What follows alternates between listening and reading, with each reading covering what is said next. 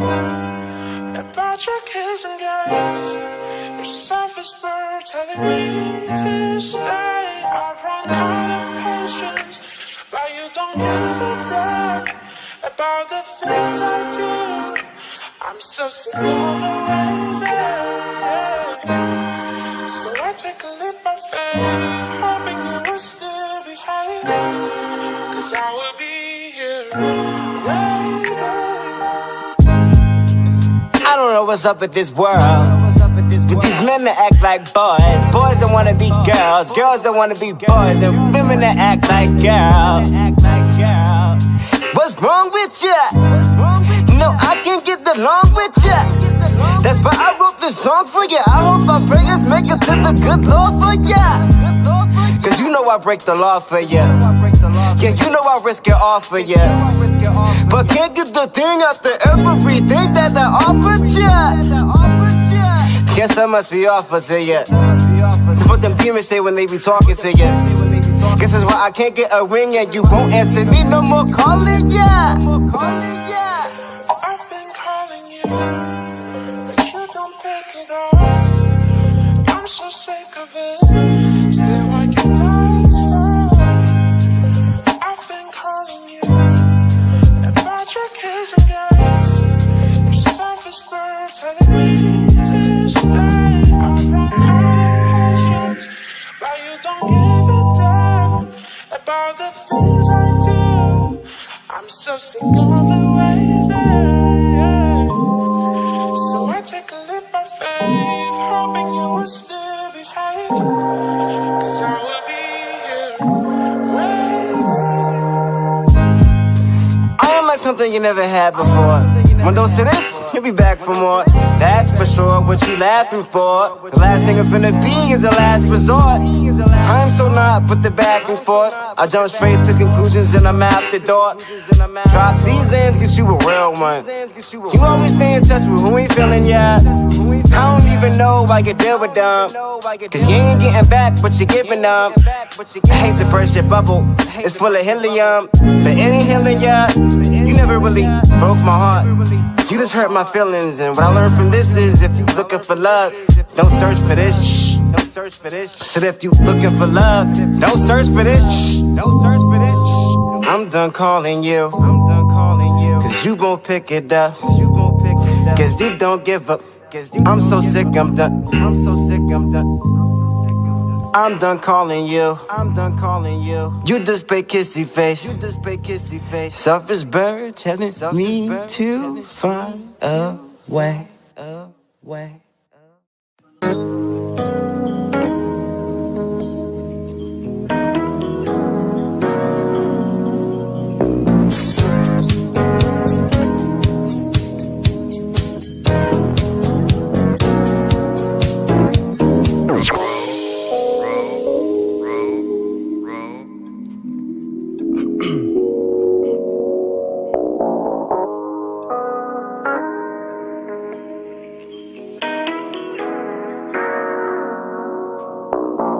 Legendary in a Caesar, looking for a goddess with thunder thighs to be my Athena. And she ain't gotta sing, but it'd be nice if she could hit keys like Alicia. I could be your Martin, you could be my Gina, my P.Y.T.Va. Though the bunny is the bugs, the king looking for is Queen Latifah. I'm living la vida loca, mamacita, hola, como esta, chica? Hey, sweetie, you like you need something sweet. Looking for Mr. Right? I'm right here where you left me at. Here to spark some excitement in your life.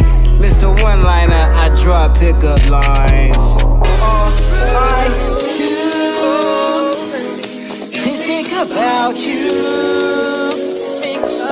All I do is think about you.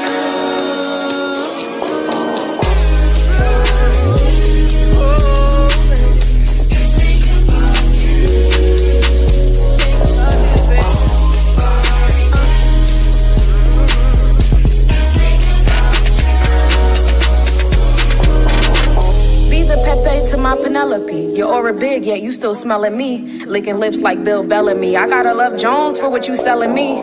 Poetic prose, spoken words and melodies. Floetic souls, working birds, fly to better things. I could be a road runner, yet you still catching me. Unforgettable like my bow tie ring, our soul tie tings, our flow rising. Unforgettable like Nat Cole sing, spiritual Coltrane, be my soulmate. Be over 10 to my Sinclair, the Kyle to my Maxine. Ain't no living single here, even got our Tamagotchis matching. No one's supposed to be here, but thank God we found. And I'm sitting up in my room and I just wanna be down. I hope you pull up on me soon so we can be out. Loving basketball too, ain't no rebounds.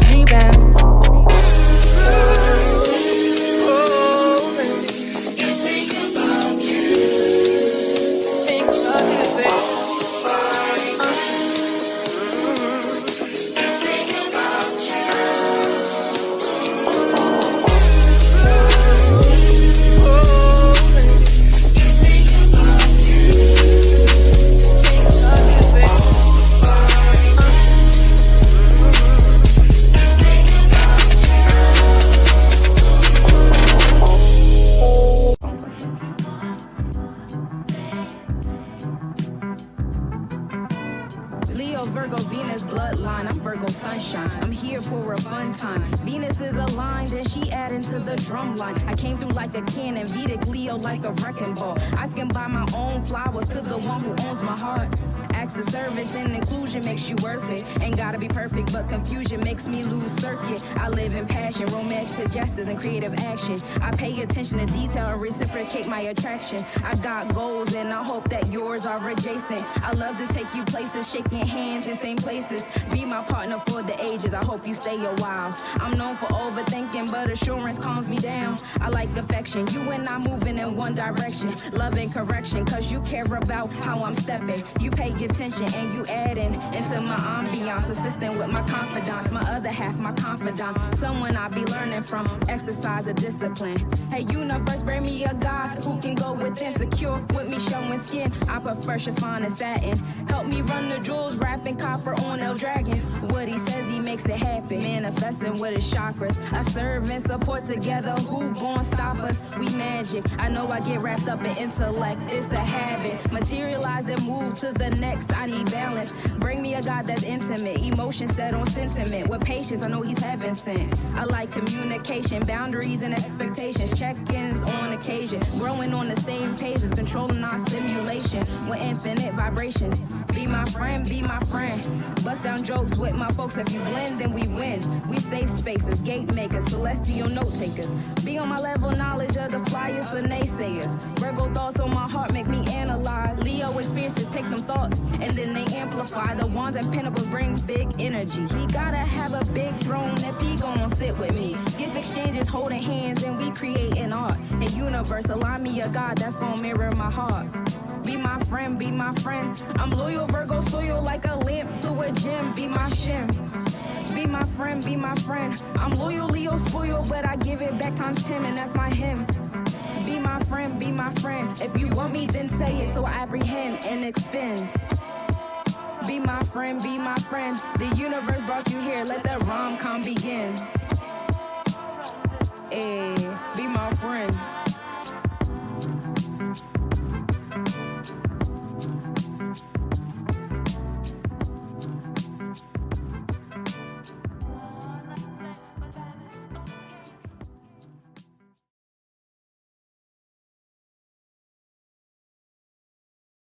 Manifested by elements ethereal, I knew of terrestrial material, intertwined celestial of imperial, infiltrating corporation of oppressive serial. Resilience is something like a miracle, observing kinfolk and draconian material. The more equipped for ascension, the more one seems to be treated as inferior. Dr. Umar said, the white man's heaven here, Asian man heaven here, Arabic man heaven here. But the black man heaven fit. The black man heaven fit, cause it lies in death. Release from the karma debt, release from all the stress, release what we don't confess. In order to live, I guess we must be bodiless. Makes me wonder, if we made out of greatness most fit for this plane, then why we the most hated? Why we the most hated? Was I in court waiting for my sentence, listening to a witness accuse me of unfitness to remain in these cosmic dimensions? Is that why we repent and we ask for forgiveness? The hours and days, they feel repetitious. Oppressive energy soaking up my minutes. Purple haze blowing smoke on my grimace. Another nobody traveling out of limits. Exiled from cosmos as penance. Or maybe this time it's just the intermission. Like Jesus chapters that went missing. Traveling and gaining knowledge between the dimensions. Christ consciousness bringing me ascension. Kundalini flows up now, where are my intentions? So don't cry for me when my time is risen. Sing some praises, cause you know that I made it. And know you're all my extensions. Yes, you're all my extensions.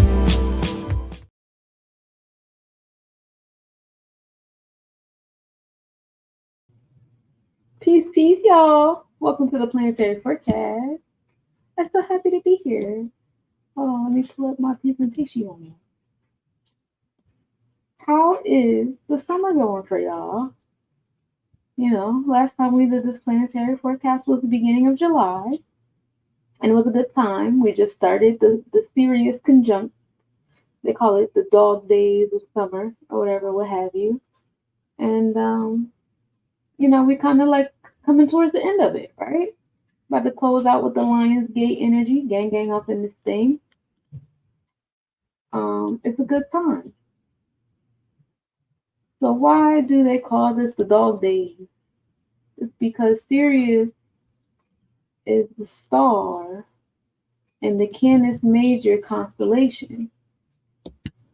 And it being a star in the Canis Major constellation, oh yeah. All right, playing with technology a little bit, getting my mouse control in order. During the summertime, Sirius star is conjunct the sun, which makes it hot. And we experienced that, you know, from like July 2nd. You know, we have the major, like the minimum angle, you know, situation happening from July 2nd to July 7th. And that's when the sun is at its hottest. And, you know, you'll watch the Weather Channel and all those things, and they're always talking about solar flares and, you know, things like that. But it's really Sirius star being in alignment with the sun. And so it gets hot.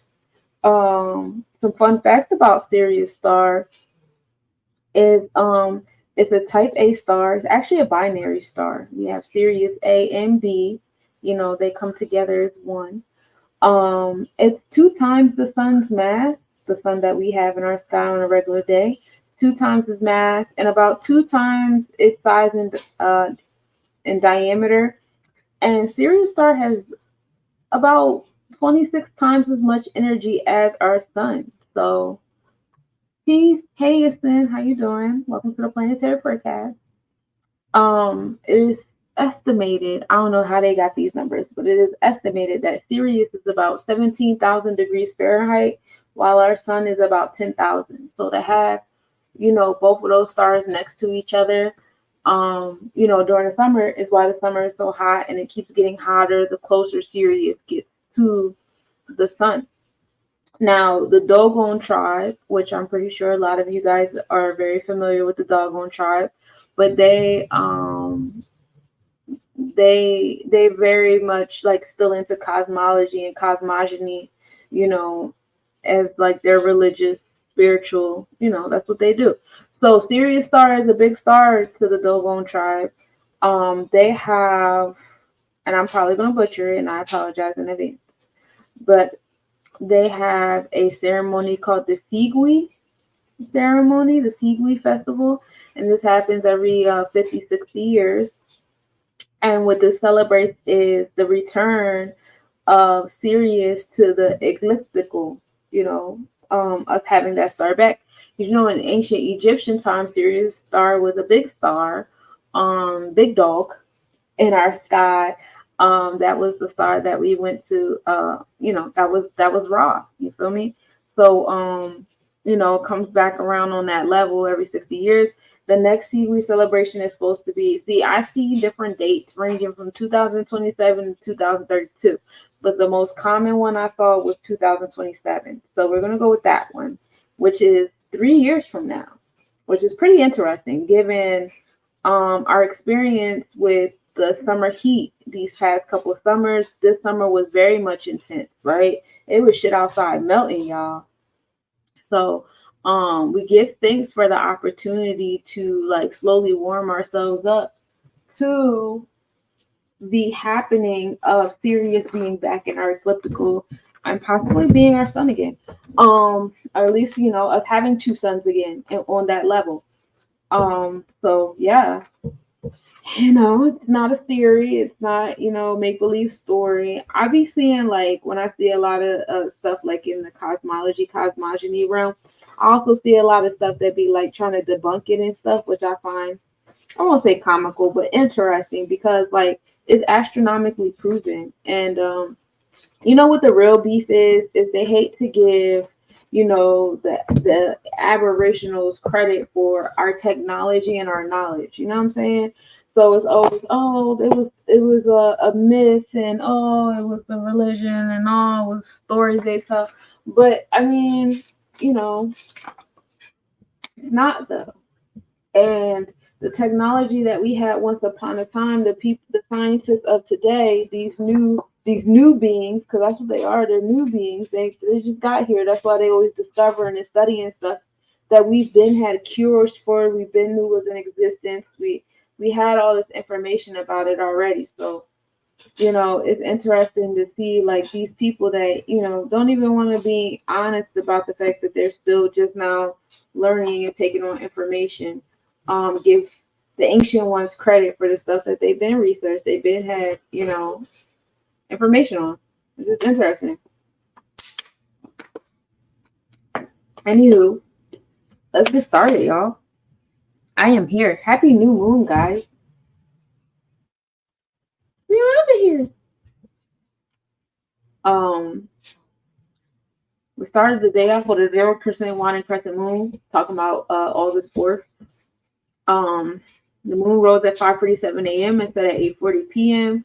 We're in the Leo in the tropics with it, so our mindset is on Leo energy, being confident and courageous, being tapped into our Tippereth, which is related to our heart, the fifth house type energy.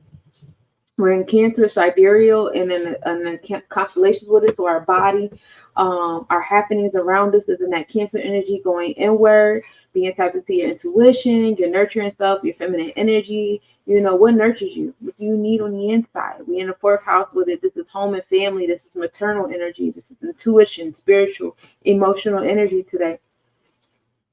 And of course, that energy is being ruled by Leo, being confident and courageous and defending your home, being creative in your space, being confident with your intuition, being confident with your spiritual self, which is, you know, very important in this, you know, under this new moon, right? Like how are you going to start a new beginning being all shaky?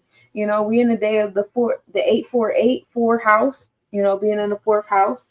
You know, we're in the month of the double 8, being in the 8th month in the 8th year. So it's very important to pay attention to the dates this month, because those dates during this month is what's going to be undergoing the building and destruction. You know, the transformations, the rebirth is what, you know, going to be the grand central theme of what you'll be enforcing in this space. And today we were enforcing, you know, a foundation, right? Because 4 is the number of foundation. 4 is a square. Everything is built on top of a square. You know what I'm saying? A cube, whatever, what have you. 4 corners. This is space of stability and manifestation. So in this moon of new beginnings, you know, it's time to enforce, you know, what it is that you want to start it off with. You know, what are we starting this moon cycle off with? You know, what kind of energy do y'all want to get off? What is it that you know that you deserve? You know, and have the confidence to say, I deserve it. You know, we give thanks to the moon being in Leo Cancer to give us that segue between our internal and external third eye. What do you want to experience? What do you want to experience? You know, all those things of that nature. It's fun here. Mars and Aldebaran were a minimal angle at 9:27 p.m. Mercury was stationary this morning at 6:36 a.m. before it began retrograde motion. So not only are we experiencing the new moon on this day of foundation, but we're experiencing the first day of Mercury retrograde on the space of foundation. You know, Mercury rules over our throat chakra, you know, and I'll get into that deeper later, but Mercury does rule over our throat chakra. This is what we find this is our communication. This is our health. This is what we teach, what we learn, what we speak on, what we're listening to, our habits and our routine. This is our energy of invocation. So, all through the month of July, hopefully you guys were doing the mathematics with me. July is the number 7. That's the energy of God. That's making sure that what's going on inside of you, your internal God, is being reflected on the outside of you and not the other way around, right? And so when we're in that space, seventh house is ruled by Libra, again, dealing with the scales of what's inward being reflected outward instead of what's outward being, digested within, keeping that in alignment. I want to get into the Kabbalah realms of things with astrology. We're going to talk about Av, which is Leo energy, because tropically this is where we're at, but we're still in the Cancer constellation. However, we are, our mindset is in Leo. So let's talk about it. Av is one of the 3 most negative months of the year. The other 2 are Tevet, which is Capricorn, because it is ruled by Saturn, which is a planet of harsh judgment, and Tammuz, which is Cancer, because it's ruled by the moon. So we're in 2 negative energies between Leo and Cancer. Okay. Av is the sign of Leo, is ruled by the sun. It's the left column of the fire signs. This indicates an added influence of fire, which is expressed as judgments, burning, and consuming fire with no balance. This is the reason we experience a polarity of events, some negative and some positive. The Book of Formation says the letter Tet created Leo and the letter Kaf created the sun. Together we get the energetic combination of that controls the month of Av and Leo. At the center of our solar system, the sun brings each of the planets light, heat, and life, without which organic life could not exist. People born in this month are famous or infamous for behaving like the sun. Their trademarks are leadership, determination, domination, and power, and in full force. This combination can lead to the pitfalls of ego and pride. Leos are easily fall into perceiving that they are king. The only control we have is self-control, which I talked about that, which I heavily is not about, and especially in this month of 8 with the double 8. Where it could be really easy to fall into over expressing your solar plexus chakra, because we are in double 8, and it's not about controlling. Oh, peace, Greg, peace to the God, peace y'all that's coming in. And it's not about controlling what's going other people, places, things, situations outside of yourself. That's not your control. The only thing you control is yourself and your energy, and allow your energy to attract what it is that you got going on. But if you don't like what you're attracting, then you have to control yourself and control your vibration to attract. Peace, Lava. I think I pronounced it right. Peace. But yeah, so be mindful of that. The only control you have is self-control. Any feelings of ego, pride, and superiority can only prevent us from helping others, and that can never be good. The month of Av is known for the massive occurrences of negativity that have transpired throughout history during this time. The Spanish Inquisition, the signing of Hitler's final solution, the destruction of the both holy temples in Jerusalem, which all took place in the 9th of Av. The number 9, represented by the Hebrew letter Tet, connects us with the Sephiro Yesod. This, which manifests all of the energy that is gathered from the upper luminous emanations. Jerusalem was and remains the energy center of the world. When the people of Israel and the residents of Jerusalem specifically chose not to behave with human dignity towards one another, and this energy was created and accumulated in Yesod, it had to manifest itself. And did so in an explosion of negativity on the 9th day of Av in a deadly short circuit. And that's still going on today. So that's showing you how so this things that are going on in our history is like personifications of what's going on within. You know what I'm saying? So if we don't like what's going on, again, we fine tune our energy to reflect, whatever, what have you. But you can see that there's still a lot of people out here that have overactive solar plexus chakras. They want to control everything around them. They want to control everybody around them. They want to be the head of things, this, that, and the third. And then we have a lot of people out here that have underactive solar plexus chakras, where they're not being in control of themselves at all, and they're allowing other people, places, things, and situations happen to them and over top of them, and this, that, and the third. And that's why at the end of July, a lot of the numbers added up to mastery. Actually, 848 was a day of mastery as well. That added up to 11. Who is your master? Who are you allowing to master you and tell you what to do? You know what I'm saying? The 9th day of Av is a fasting day, not because the 2 temples were destroyed, but it is a day that lends itself to calamity. When there is no unity, no minimum of human dignity between people, this negative energy is accumulated and culminates on the 9th of Av. What is the solution? A change of consciousness and behavior. It is very easy to point fingers and blame others, but it's harder to transform oneself and change one's attitude, be patient, forgiving, and loving. If each of us could perceive ourselves as though we are ticking time bombs, and any self-serving action would trigger the fuse, we will be much more careful with our actions and words. The 9th day of Av is the day of destruction, but at the same time, it is the birth of the Messiah. Where there is the greatest darkness, therein also lies the greatest potential to reveal tremendous light, but it all depends on our actions. To lessen the judgment of this month, we also had 2 very positive events. The 5th day of Av, which is, technically today, over here on the East Coast is 151. The 5th day of Av is the death anniversary of Rav Isaac Luria, which is the Ari. He chose to leave the world on the 5th day, which represents the luminous emanation of Had, in order to transform the Va, which is poor, weak, to Had. The death of the Ari, which does not represent an actual physical death, provides us an opening for awesome light that we can connect to by studying his writings on that night. So if you want to connect with that, is Rav, R-A-V, Isaac, I-S-A-A-C, Luria, L-U-R-I-A.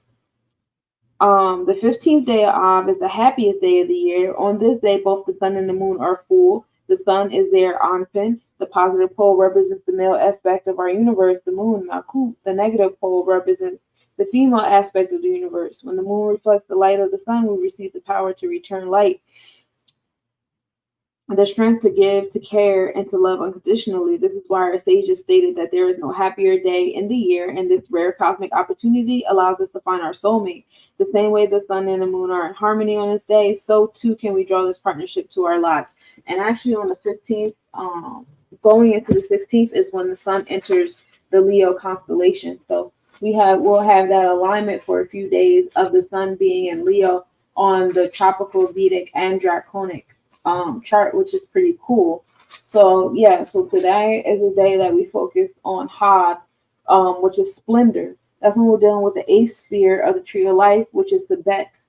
Gemini, Virgo energy. We're dealing with Mercury here. Sebek is the 8th sphere in terms of the Netarus. And this is opposing forces. We're dealing with labeling in the left brain. But it's also associated with the solar plexus chakra. Again, we are in the month of 8. We are in the year of 8. Great day for the solar plexus chakra. Also, great day for labeling and classification. So remember Rav Isaac Luria and focusing on the Had, which is splendor, being a celestial technician. That's the vibe for the 5. And I'll talk about that again in today's mathematics later on today when I get around to it, right? Ashe. Let me fast forward in this PowerPoint. But yeah, we know that planets show what is happening. Zodiac show how it's happening, and the houses show where it's happening at. We know tropical is about the mindset, Vedic is your body, what's happening, and Draconic is your soul's experience through all of this. And we go over all 3 charts here at the Planetary Forecast so that you guys know how to align your mind, body, and soul based upon your natal and progressive chart to the mind, body, and soul happenings around the energy around you. And then also having that level of empathy and sympathy towards other people's mind, body, and soul alignments to the transit chart. Ashe? Ashe. For those of you guys who are in the backdrop on POF and TikTok, I do have a nice little PowerPoint happening on YouTube right now that I'm breaking down. But this is the chakras and astrology. This is aligning the zodiacs with the elements, because you'll hear me simplify things within the elements, because that's essentially how the different energies interact. This is the alignment of the planets with the Netarus, the 8th sphere. Can you see my mouse? Oh, you can see my mouse. Cool. The 8th sphere, which is Sebek right here, is in alignment with Had, Mercury right here. All right, and we know 8 also deals with the solar plexus chakra. Mercury deals with the throat chakra. And yeah, we do. With our throat chakra, we do enforce. Peace, Sam. How you doing, beloved? We do enforce with our throat chakra. right? You speak on things or you don't speak on things. You know what I'm saying? That's up to you and how you want to enforce things. Where's your soul plexus chakra at? So that's the divine connection there. And then also on a personal level, I do align people's astrocartography charts because, where the planets were in a certain placement when you were coming through the womb, and that's what your natal chart is based off of, like your pole, personal pole. But the planets were also across the entire map as we know it in a certain kind of way, so that creates certain kind of experiences you would have in certain parts of the world, whether you are physically on those parts of the world or you're interacting with those parts of the world through people you meet where you're at, or different cultures you find yourself interested in, social circles you find yourself in, clothing or art, even getting into your past life across the globe is a thing. It's pretty interesting. And this is what an astrocartography chart looks like. This isn't anyone's chart in particular. It's just a random date that I put in. I would never share anybody's stuff for marketing purposes. But yeah, this is essentially what it would look like. And you have your AC, DC, MC, and IC lines connected to each of your planets. This is the model that I like to use when I'm doing the planetary forecast. It's heliocentric, yes. The planets, they not only they don't move around. Like that was one of the things that we debunked with the atom, that electrons do not move in a perfect circular motion around the nucleus. And so as within, so is without. That means that nothing is moving on a perfect circular motion around any type of nucleus of any type of way, shape, or form like that, right? So with that being said, this is the model that we use. I also like to look downward on it because it's called outer space and not upper space. So, Earth is Earth. However, there's things called extraterrestrial, which means just extra land. So land outside of Earth could be just as much on the outer plane and not like upper, like we're looking in the sky. But yes, sometimes certain land elevates in its orbit. It goes higher or lower or whatever. Have you accessed the other chakras? Going outside of the 7 and getting into your auric body? Yes, I have personally. I am in a process of starting a course where I will teach people about those outer chakras. I want to say I got a photo up here that I utilize, but probably not. I think it's in my theme song. I use that image in my theme song when I get into the different bodies outside of that. But yes, I do. Have you? This is the model that I like to use to find out where Earth is, because nobody ever wants to talk about Earth. Even though we talk about a heliocentric model, people still have a geocentric mindset where they act like Earth doesn't go into the zodiacs and constellations and stuff. Only all the other planets do, and that sounds boring. So while the sun is in Cancer, Leo energy, Earth is in Capricorn, Aquarius energy on the other side. And we'll get into that a little bit more once we get into like the science, the astronomy and astrology of the Lion's Gate that's happening this Thursday on at 888, which sounds really cool. Extraterrestrial or other beings created by the Aboriginal beings, which is Black people. Yes. Well, extraterrestrial means extra land. Terrestrial is land. But I know what you meant. I know what you mean. People be making people, it's nothing new under the sun. The same thing they're doing now with the cloning and the test tube babies and all that stuff like that. I was saying that earlier. Like, you got these new beings that are here that will not give credit to the ancient beings that have been here in the science and the technology we have already practiced and learned. And of course it backfired. Somehow, some way we made ourselves lose our memory. And they refuse to give credit to, as they sit there and repeat history with creating new other beings. Damn it, I did not finish this slide. Anywho, we are in the season of Aket, which is the season of the flood. Appreciate the follow, beloved. It is the season of the flood, which is in alignment with the fact that Lionsgate is here. We're under the Sirius conjunction with the sun from July to August. Because once we get out of this, which happens from July 2nd up until August 12th, the peak is on August 8th, which we call Lionsgate.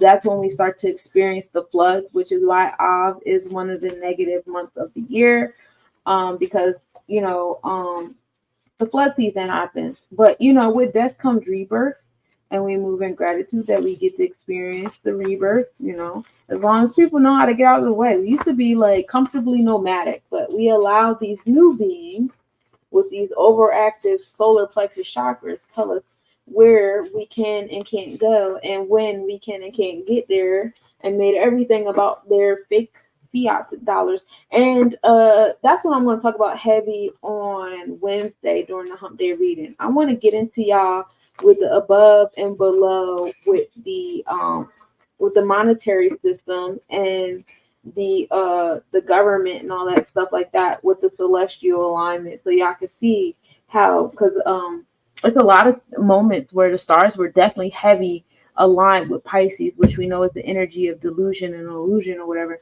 and Scorpius energy, which is the solar plexus chakra.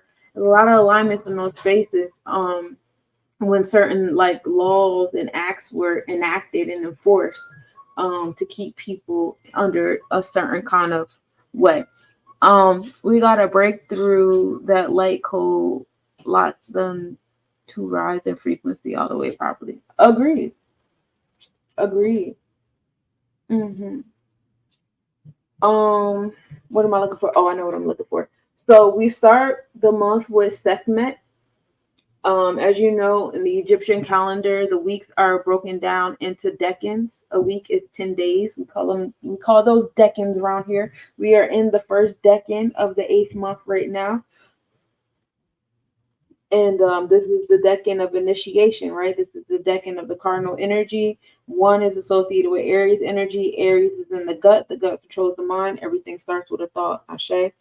So in this space, from on the regular calendar that we use today, July 29th to August 11th, we are in the energy of Sekhmet, which is the goddess of war. She deals with 2 sides, being disciplined and easygoing, working on perfectionism energy and a good sense of justice.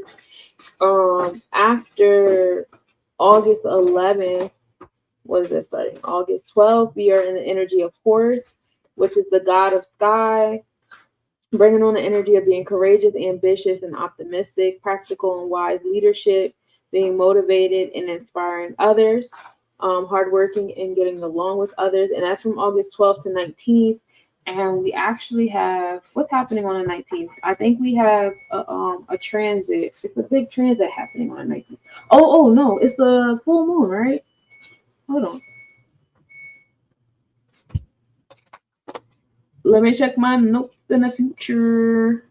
Yeah, we have the full moon on the 19th. That's the sturgeon moon. You can go fish for sturgeons in Lake Michigan if you feel like it. But that will be the last day of Horus. And then from August 20th to August 31st, we are in Jed, which is the inner earth. Persistent, reliable, god of earth, laughter starts, earthquakes, faithful, open, sensitive, and shy. So that's where we're going to be, and from the 20th to the 31st. All right, so we start in Sekhmet, then we're going to go to Horus, and then we're hanging out with Jed by the end of it. And that's fun. War to, war to sky to earth. So solar plexus chakra to up in the 3rd eye to back down on Malkuth. And that's cool. That's fun. We are in the year of nickel in terms of the alchemist year. This is the year of leadership, impressions, Achievers strive to stand out, originality and ideas. The biggest fear of the season is boredom and routine. As you know, we are in the year of 8. The year of nickel is associated with being in the year of 8. It's a numerology alignment. So 8 has high highs and low lows. However, we are in the year of the wood dragon. So being in the year of the wood dragon, the goal is to be the homeostasis in the middle. You don't got to be bored, but be mindful of the extremities in this year of 8. We still are in the we just exited the energy of the judge with the African horoscope energy. So let's go to the next one. My pages are they're a little mixed up in my big old book.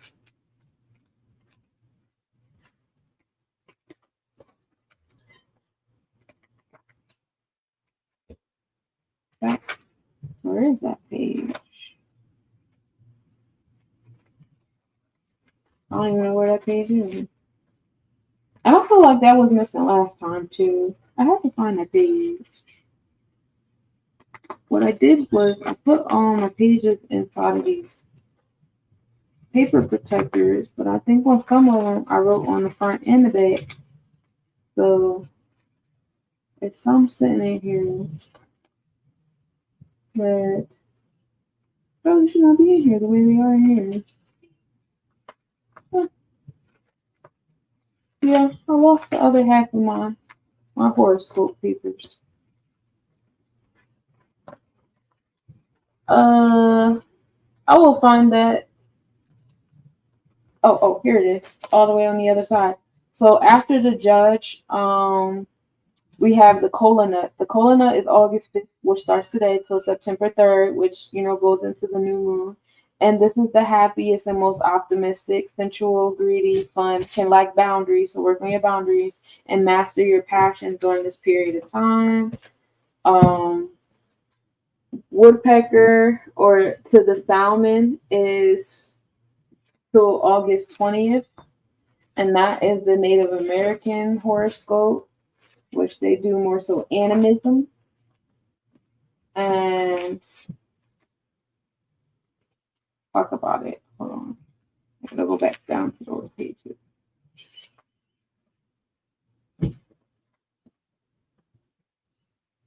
Yeah, I said the salmon, right? So the woodpecker is more so Cancer energy, being sensitive and protective. Caring nature can be a virtue or a vice. And that's going on until, the woodpecker passed. That was till July 20th. But July 20th first to August 20th is the salmon. And that's creative journey, at least once in your life, focused and determined, strength of logic and detachment. And then from August 21st to September 20th, we are in brown bear, which is, associated with Virgo. I love bears. Are these 4 energies from different civilizations? No. They're all part of the Egyptian calendar and how the Egyptian calendar would split up their decades. The Native American brown bear is practical and dutiful, intelligent, curious, enjoy routine and serving, introverted and cautious, must learn to resist isolation. So I know a lot of people are falling into the isolation, pulling the hermit card, which is Virgo energy. Pisces on the other side. So you got to resist it to a certain extent because it's power and unity. Love is the strongest power. We know self-love is awesome, but you got to have love of the community. That's a big one, right? I know I like to be alone, but it's levels to it. I know when to come back, y'all. All right, so as far as like us being tropically in Leo, we can talk about the places over like astrocartography speaking. Leo or Odom Mila rules over Afghanistan, India, Malaysia, Nicaragua, Singapore, France, Italy, Macedonia, Romania, Sicily, Ukraine, Madagascar, Zanzibar. The cities are Bath, Bristol, Bombay, Chicago, Madrid, Los Angeles, Philadelphia, and Rome. So those are our Leo spaces. Do you know ways to overcome OCD is associated with the crown chakra? Yeah. That's just a need for pattern and routine. So Yeah, it's a need for pattern and routine. So you just learn how to reprogram your mindset, reprogram your routine to something, So some people learn to embrace their OCD and they just program their mind to like, okay, what is my pattern? What are my patterns going to be? You know what I'm saying? What is the routine going to be? Whereas some people just let it control them. That is a matter of the crown chakra. When you get into the Kabbalah and the Meta rules, you'll realize that you're rooted upward. So while you are in tune with the crown chakra going up, you still have, you still have to add your root chakra into that. That's the connection of Aquarius, and your root chakra going upwards. Oh yeah, wood dragon. So that's the last one. So the wood dragon is power, luck, and making good use of your environment. We're in the wood dragon till January 29th, y'all. So far, that's the tentative date of switching. So, it might change. Just stay tuned. We have better dates when we get closer and closer, and we start to see when that full moon is going to happen, and then we're there. What did I want? I wanted my star paper. Where's my star paper at?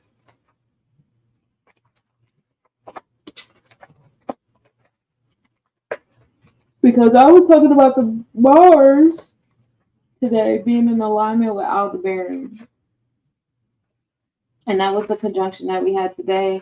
Mars rules over our solar plexus chakra, which is our chakra of enforcement and confidence.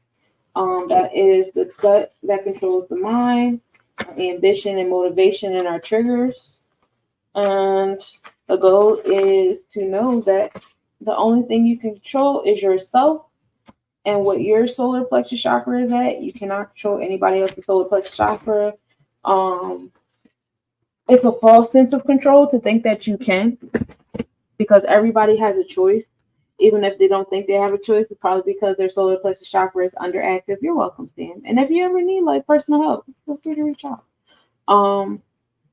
Yeah, some people's solar plexus chakra is so underactive that they convince themselves that they didn't have a choice, their ancestors didn't have a choice, people around them don't have choices. It's gloom and doom over there for the underactive solar plexus chakra. It's so annoying to listen to. I can't stand it.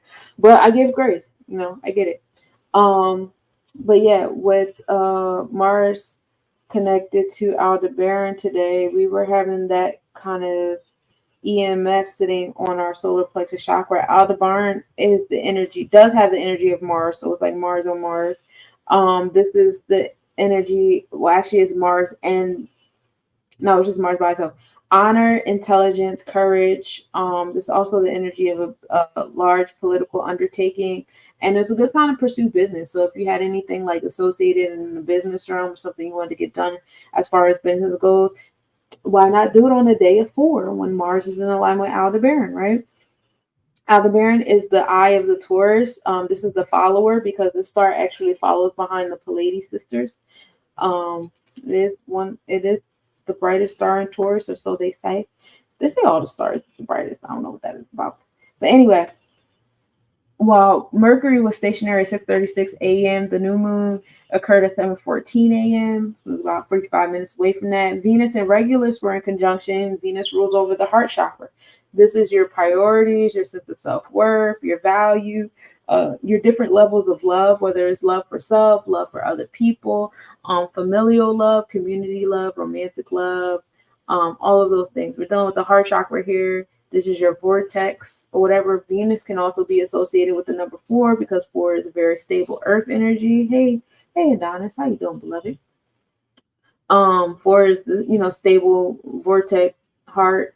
Taurus, there's no energy out here that's tougher than Taurus. Taurus is a fixed earth, getting more earthly than the Taurus energy. So having Venus that energy in alignment with Regulus. Regulus is the brightest star in the Leo constellation. It's actually 4 stars that's combined into 2 pairs. It gives off the energy of glory, riches, power. It's a royal star. Some of the names that it's also called is Little King, Heart of the Lion. It gives off the energy of Mars and Jupiter. So again, we have that enforcement of what brings you joy.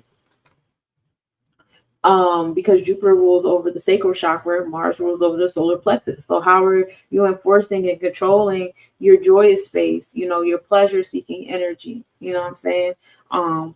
We connected that to the heart chakra, so we're putting that in our vortex. What do you wish to attract that makes you happy? This is also being ambitious, generous, military honor, being fond of power and independence, right? These energies are associated with like they have like the four horsemen in the stars. Regulus is one of them. Fomalhaut is another one. It's in the Pisces constellation.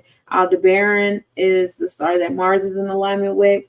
That's the star in Taurus, and Aries is the star in Scorpius. So those are the four horsemen stars, in case you guys were wondering. But yeah.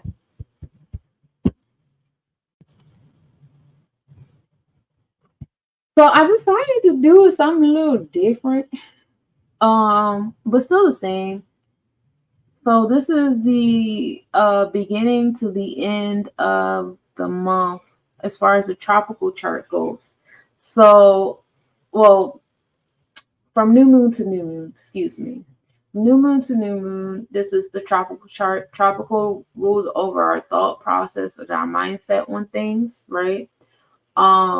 We have our MC, and we started our MC, which is our space of achievement and success and business stuff. We start that off in Capricorn. So it starts off being in our root chakra again. And I'm telling you guys heavy in that last week of July. Who is your authority? Be very intentional with who you speak is on your authority. But by design, all that nut stuff was happening on television with these authority figures towards around that time, invoking people's energy to really speak on who really was their person of authority. You'd be surprised how many people didn't choose themselves. They chose whoever they saw on TV, right? Surprise, surprise. Not really. Anyway. But the midheaven line is the strongest influence in social and career energy. And so, what is in your root chakra, right? So we have Pluto over there, of course, creating transformations in that space. Now, while they're creating transformations in the Aquarius energy, so like in our mindset, we're having that transformations and the secrets coming out and the rebirth and the actual enforcement, because Aries is the gut that controls the mind. Well, Scorpio is the external side of the solar plexus chakra. So that's really like manipulating the spaces to align with the gut that's controlling the mind. So Aries would be like that thought that'd be like, hey, let's do this. Scorpio does all the manipulation to get it done, right? So we have Pluto doing that in Aquarius. Aquarius is our space of social awareness, social interaction, as well as electronic communication. While that's happening in our thought process, the sidereal chart, which is our body and our happenings, is Pluto is still in Capricorn.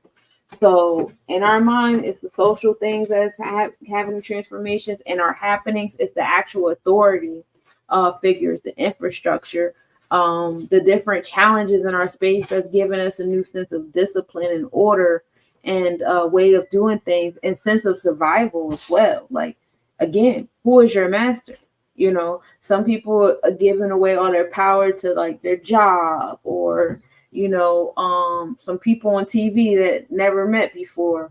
I'm sorry, I'm trying.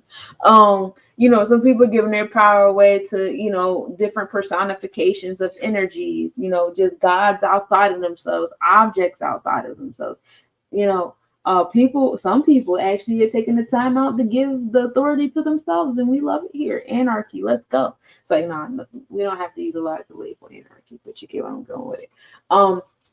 But yeah, that's where a lot of transformations is coming from. Pluto also rules over occultism. So while certain cults are being broken down, cult is short for culture. I don't understand why we're scared of that word, but for some people who hear the word cult or occultism, they're like, oh my God, they lose their fucking mind. And it's very interesting, but it is what it is. Some were created with malice intention, but some are really being created to realign us with nature, realign us with our ancestors, realign us with our celestial DNA, realign us with nature. Did I say nature already? I like nature. So, you have the building and the destruction of these different cults happening with Pluto being in Aquarius and Capricorn between the tropical and the Vedic. Ashe. Okay. But that's where we started with the MC line. By the end of the month, our MC line is over there actually in Aquarius. So we move from Capricorn being the MC line of success, like really paying attention to your authority, to by the beginning of September comes, now that line of success is sitting in our social awareness and social justice and interaction. So again, that ability to resist the hermit energy that we know is coming, because Virgo is coming. And we already have some planets in Virgo. Being in your community is important. Okay. Listen, if you don't like the community that you're in, change your frequency to attract who it is that you want to be. Some of y'all are not walking in your authenticity. Some of y'all are not utilizing your solar plexus chakra to enforce your internal goal, your internal law. Some of you guys are not utilizing that Had, which is cool because we're on the 5th day. Today is the day to talk about Had.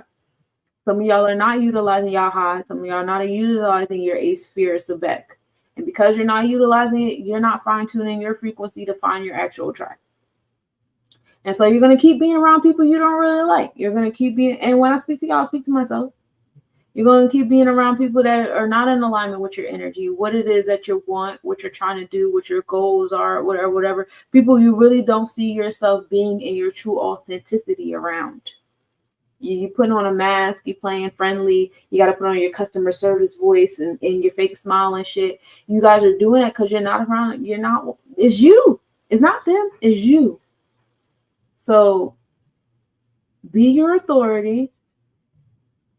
Do your due diligence.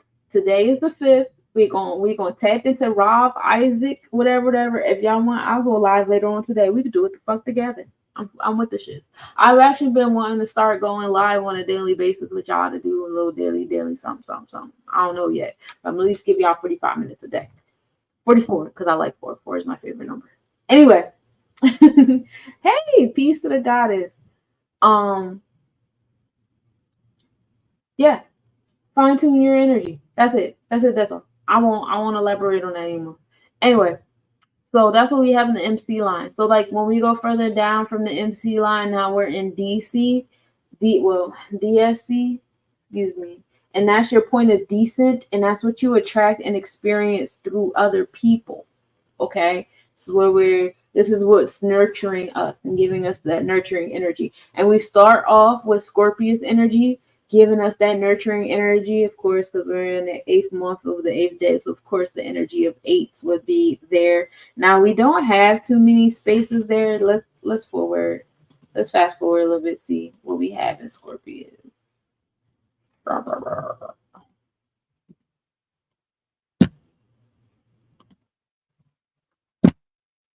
I'm going to need 2 of these windows open, and I'm going to need my mouse control to get it together. There we go.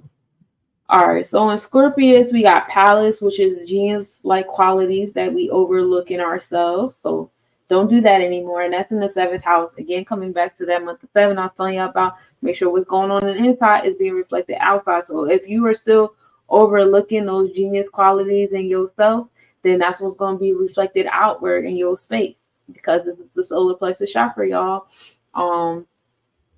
The 7th house is also here in Scorpius. So that's that Libra house of balance, justice, and harmony, sitting here in Scorpio. The asteroid Lilith, not the star Lilith, but the asteroid Lilith is also here in Scorpius. Asteroid Lilith is like the same energy of being your primal desires and your shadow self here. But the Black Moon Lilith is heavy on the intuitive spiritual realm of it, where Lilith, the asteroid, is more so like your physical self of it. You know what I'm saying? If that makes sense. So you have that here. You have Boda and Irado. I know I'm probably butchering those, but it's cool. Boda. Do I have a definition for that? Let me look at my book. I have book lists for everything. I'm going to write a book. That's what I'm gonna do. That's what eventually I'm gonna have to do. I have so many notes. I have so many what are those called? Binders of notes from over the years that it's time to just put it together in a book with a nice little table of contents so I can stop like searching through piles of paper. Like, where's that paper? And it's crazy because when I writing things down is what helps me remember, because I take pictures with my handwriting, like, oh, I know I had to scribble this word out, scribble that word out. Blah, blah, blah, blah. If somebody in the comments wants to look up Boda, you can do that, because I do not have it in my notes yet. But Arado is creativity, inspiration, and beauty. So don't be overlooking that. Your creative stuff. We also have Bacchus here, Destin, jobs, talent. The energy is treating me good. Great vibes of evolution has been coming through. Good. Yes, I should. I should, right? I'm gonna put the book out. The book is coming. Hebe, Hybris, Narcissist, Almea. Narcissist is heavy out here on TV screens, even in these social media screens. So be mindful of those folks. Almea is how we flow in nature, which is something we definitely should be enforcing in our space as well. We love it here. So that's what we're starting with what nurtures us, right? With that DC line is these placements right here. Okay. Now let's go back. And then by the end of the month, it's Sagittarius. That's now what needs to be nurtured. So we go from nurturing our solar plexus chakra to now by the end of the month, we're getting that nurturing energy towards our sacral chakra. And let's flow to where, wait, what number is that? This is number 13. No. Yeah, 13. Okay.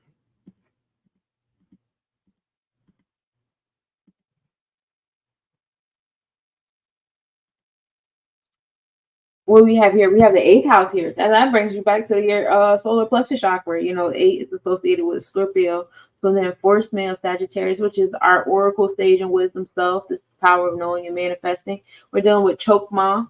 It's also dealing with our brow. You know, our sacral Sagittarius is associated, brings you back up to your brow chakra of wisdom. We have Prometheus here, Icarus, 8, Cyrene, Calliope, and Persephone. So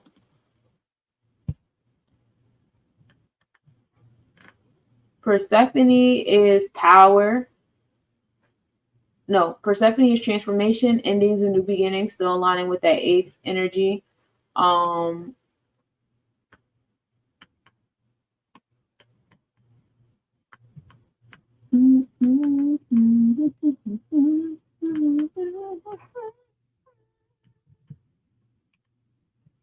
Icarus is being reckless. Be careful because there's potential for downfall there. Narcissist, of course, the self-love, self-image, and the balance between inner and outer world.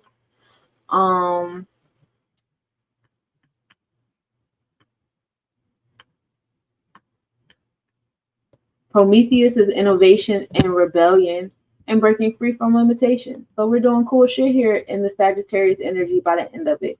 We're massaging our rebellious energy. We're massaging our desires.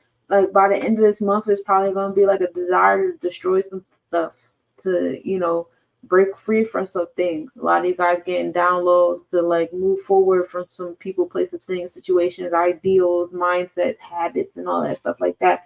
But yeah, this is DC. This is the energy that we need to start cultivating. It's probably going to be those warrior ancestors and that the warrior downloads coming, from our different mediums that we have. And that's fun. I always like it when we get to that point. That's my favorite point. Oh, I thought they had a thing where I could just say, go to slide, whatever. But, oh, yeah, they do. I was about to say, okay.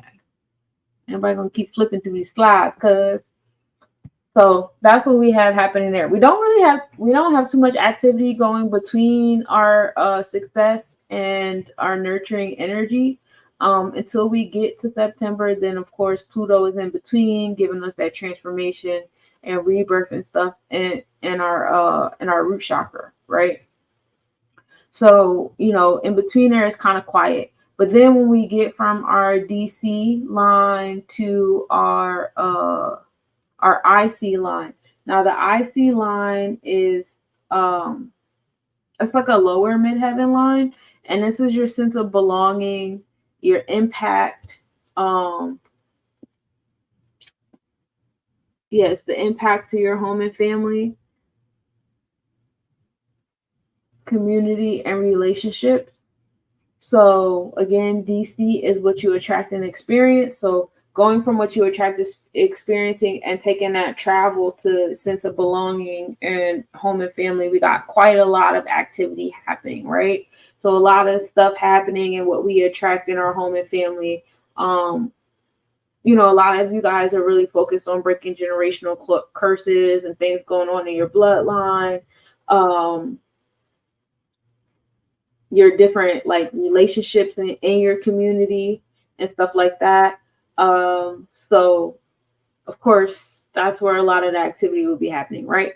So you have the vortex popping off in Libra. So Libra is our heart chakra. This is the external side of our heart chakra. This is where we get the balance, harmony, and the justice. Our interpersonal relationships is here. So we kicking it off with the vertex at the beginning of the month in Libra, right? It's So the descending line is starting off in transformations. Then we make it to the vertex. Then we also have our South Node here as well. So South Node is the energy that we're comfortable with, where we're coming from. As far as the soul tribe energy goes, we're taking that law and order stuff and we're bringing it to new beginnings. So that's what you see a lot of that happening, especially with people that are going towards the route of privatizing themselves, declaring their nationality, people getting into their genealogy, people going back to, the roots in some type of way, shape, or form. They're going back to that Libra energy and they're bringing it forward with the Aries energy because they're bringing new beginnings to that. You know what I'm saying? So that's being attracted in the vertex. And then we have Lilith here, which is our rebellious side. So when we're utilizing that South Node, where we're attracting our space, like all of this is finding balance, harmony, and justice. It's also, Libra also deals with bonds and contracts too, mind y'all. So that's pretty interesting as well.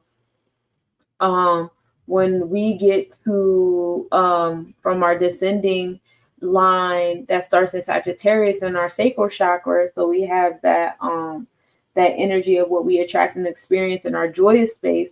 The first energy we feel is transformations, that enforcement solar plexus chakra happening in our vortex right there. So it's the first thing we're gonna have to do at the end but in the beginning of the next new moon. The next cycle is going to be focused on transformations and what we attract in our vortex now that we are exerting ourselves in what we want in our joy and what we want to experience. And then we get to Libra energy after that, right? The trining of the North Node has really been aligning us with our destiny. Absolutely. And I don't know if y'all know this or not, but the Draconic nodes are always Aries, Libra. They're at 0 degrees. When you look at the Draconic chart, all you're really focused on is the degrees to which the house it's in, right? And the different, placements that are in alignment, whether it's trine, sextile, quintile, opposite, square, etc., right? But yeah, so the North and South Node is in our mindset is definitely in alignment with the Draconic. So our thought process is, as far as that is in alignment with spirit. And that's why a lot of us are having that that enlightenment and that awakening and starting to see people's energies and starting to tap into our spiritual gifts and stuff. A lot of this is happening mentally before it's happening, physically. However, the Vedic chart has been going in and out of bounds with the Draconic chart. There's times where the Draconic chart is closer to the Vedic chart than tropical, which I spoke on heavy throughout the last couple of years of doing the planetary forecast, is showing y'all how close sometimes the Vedic chart is to the Draconic, and it's more closer to the Draconic than the tropical, even though the nodes are there. You know what I'm saying? And then sometimes it's the tropical chart. Sometimes it's our thoughts that are closer to the spiritual chart, Draconic chart. My progressed north node is exact my natal north node. Oh, that's pretty cool. I have to, me and my progressive chart have to hang out a little bit more. The past week or so, I have been getting heavy downloads about my progressive chart, which I have been, sharing in the mathematics. And so I've been journaling about just like specific placements that I had personally felt like I needed to focus on. I just do whatever spirit tell me to do. So once I did that, but I need to like look at my whole chart. Oh, that's to say I need to look at my whole chart. By September, as far as our Libra finding balance and harmony and justice, those interpersonal relationships, bonds, and contracts, we still have the South Node there, and the South Node there. I want to say that both are at 7 degrees between the South Node and Lilith are both at 7 degrees, and then we have Venus there. No, it's not Venus. That's Mars. I'm getting better with the symbols, but I'm not there yet. No, that's Venus. That is Venus there. Yeah. And Libra? Oh, yeah. That makes sense. Because we're in Virgo right now. We'll be in, yeah. Okay, cool. I'm in mine like, what? But yeah, that's the flow we're gonna have with our heart chakra.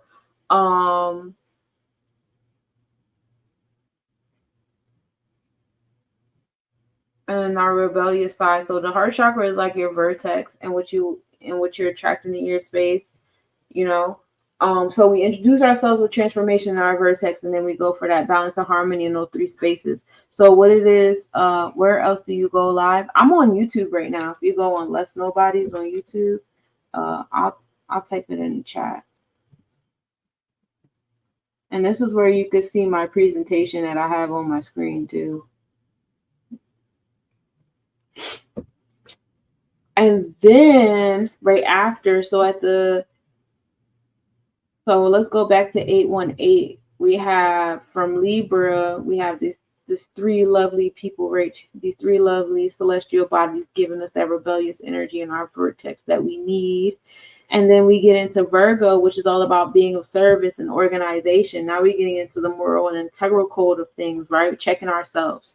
We have Mercury sitting there in Virgo, giving us that moral and integral code, paying attention to our routine and our habits and things.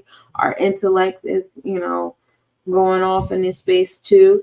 And then we have Venus right there in our vortex going right in the beginning of Leo. So from our descending to our IC, we have Scorpio. So first we start off with the transformations here. Then we're going to have the balance, harmony, and justice of Libra energy. Then we go into our space of servitude and organization and intellect, moral code and habits.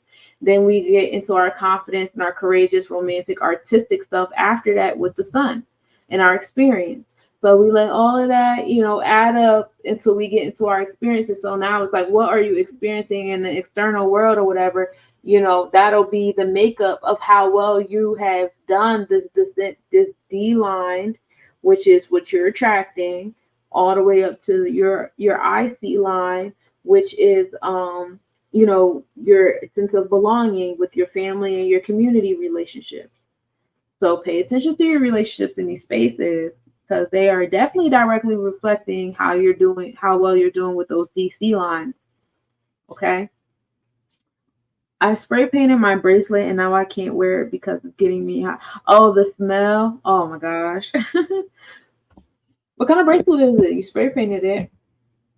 So by the time we get to September, we're starting that DC line of what we're attracting to experience in our sacral chakra, our space of joy, right? And then we're moving down to our vortex, which is attracting our solar and our solar plexus chakra. So now here is very tricky because, like I said, it's a lot of beings out here who have an imbalanced solar plexus chakra. A lot of people want to control other people, put things, situation, ideas outside of themselves. A lot of people are lacking that ability to control themselves. You know what I'm saying? So it gets very tricky there. Be mindful that the vertex is indeed there by the time we get to September. So where you are at on that scale is going to show, especially like when school starts, right? Yeah, I homeschool my kids. I don't frown upon anybody who feels like they don't have the capacity to homeschool their kids, but it does show who your authority is if you're making excuses not to be in the authority of your children. You know what I'm saying? Hey Mandingo, how you doing, beloved? It does show. So, be mindful of that. And then it is also showing where you're allowing your children's authority to be at. Oh, pleather with metal skulls. Oh, that's cool. I still have not ordered from Temu yet. I don't know if it's on my to-do list, but I still have not done it yet. I hear great things though. I don't know. I really miss being inside of stores. The whole experience. So once you go through the transformations, you get to that balance and harmony. And just so it's like, okay, it's not really much of a breather here because we do have Lilith sitting there. But it is kind of like a little bit better breather. It's just a matter of where your harmony is with your south node, which is what you're comfortable with. So that's a bit of a breather there. However, you're being a little bit rebellious with your comfort zone, right? Because we don't want to totally do everything we did once upon a time. Like, that's not the goal here. You know what I'm saying? That's why Lilith is sitting there next to our south node, especially at this important time right now where you have all of this stuff sitting on TV trying to keep that Libra energy the same as it's always been, which has been in a space of delusion and illusion, which we're going to get into heavy during this hump day reading because I did a whole celestial situation during my rabbit hole over the weekend. That's all I've been reading about is declaring my nationality and discharging debts and stuff. Then I went through a whole rabbit hole with money and the concept and the history. And as I'm looking up dates and stuff like that, I started getting into the astrology chart during these dates where certain things were written and enacted and stuff. And I'm like, oh my God, wait till I tell y'all. What the fuck? Wait till I tell y'all. Hopefully it empowers y'all to be like, oh, hell nah, y'all tripping. We know the inward and outward, the upward and downward. It's all the same. But anyway, let's come back. I was happy with the first few orders, but recently have not been happy with my orders. Really? I heard they have issues with pirates a lot. But that was something I saw on TikTok. I could imagine it being addicting because their prices are crazy. But yeah, so Libra, we are being rebellious to what we've become comfortable with because we're not doing what we've always done. It doesn't work. I know a lot of people are saying, well, let's go back to, our ancestors and da-da-da-da. And I get that too. But hear me out, y'all. Just because we're quote unquote the melanated beings, etc., etc. We didn't do everything perfect back then either. I hate to break it to y'all, but we did not. If we did, we wouldn't be in the situation that we are now. But granted, hear me out. Because I know some people are like, what? We didn't do it perfectly back then? Oh my God. See, that's a part of the problem. See, we still carrying the same energy in the present. And y'all know I don't like the word humble. That is not my word that I like to use. But I would like awareness. Awareness that we did not do everything the correct way. And that's why we're here now to do it different. You know what I'm saying? We messed up a few times, we weren't totally as righteous as we like to think we were. Otherwise, it wouldn't be so many wars and conquering and this and that and the third. It wasn't all kumbaya with us. That's why it was so easy to divide and conquer. And that's why it's so easy to keep us divided and conquered because a lot of our memory is in our DNA. You can walk in a room and see and feel who's a part of your tribe and who's not, whether they all the same skin folk or not. You know what I'm saying? And that's a part of the problem. So, with that being said, take a deep breath when I say this, because I know y'all folks is sensitive and ain't nothing stronger than a deeper melanated emotions towards something. I'm not trying to trigger y'all, but we do need to do some cleansing in our celestial DNA and our ancestral DNA. They did not do everything righteous, and some of them are jealous of us for being here in this present day and time and undoing a lot of things that they did. But they didn't do everything correctly, and they didn't do everything righteously, and they were not everybody was totally in tune with nature or with each other. Some people were excessive, some people were materialistic, some of these tribes was tripping. Okay, and we know this. So let that little sit next to that South Node in Libra. We take a deep breath and say, hey, ancestors, y'all will be all right in the long run, because if and when y'all do come back, it's going to be a better world and not the one y'all left us. Ashe. And not the one we left ourselves, because we was there too. And now we here.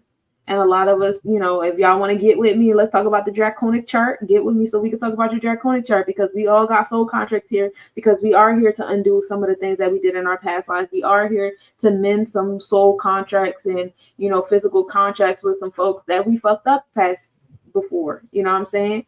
And that's, you know, that's what all quote unquote demographics. Okay. All tribes. I don't really get into the racial stuff because race is very, very new. And it was mostly tribes back then. So, you know, deep breath. We're going to do something different, y'all. We're going to put that Lilith to that South Node and get that shit working.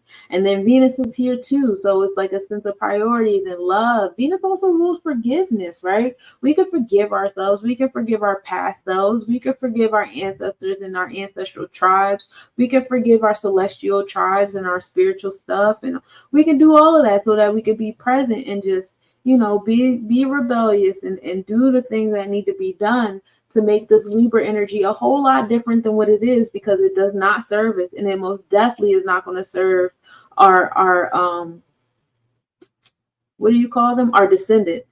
We got the word. It's not, because they're not with none of this shit. They're not with school. They're not with the being told what to do. They're not with any of this authority stuff. They're not with the employment, indentured servitude, because the employment is just indentured servitude.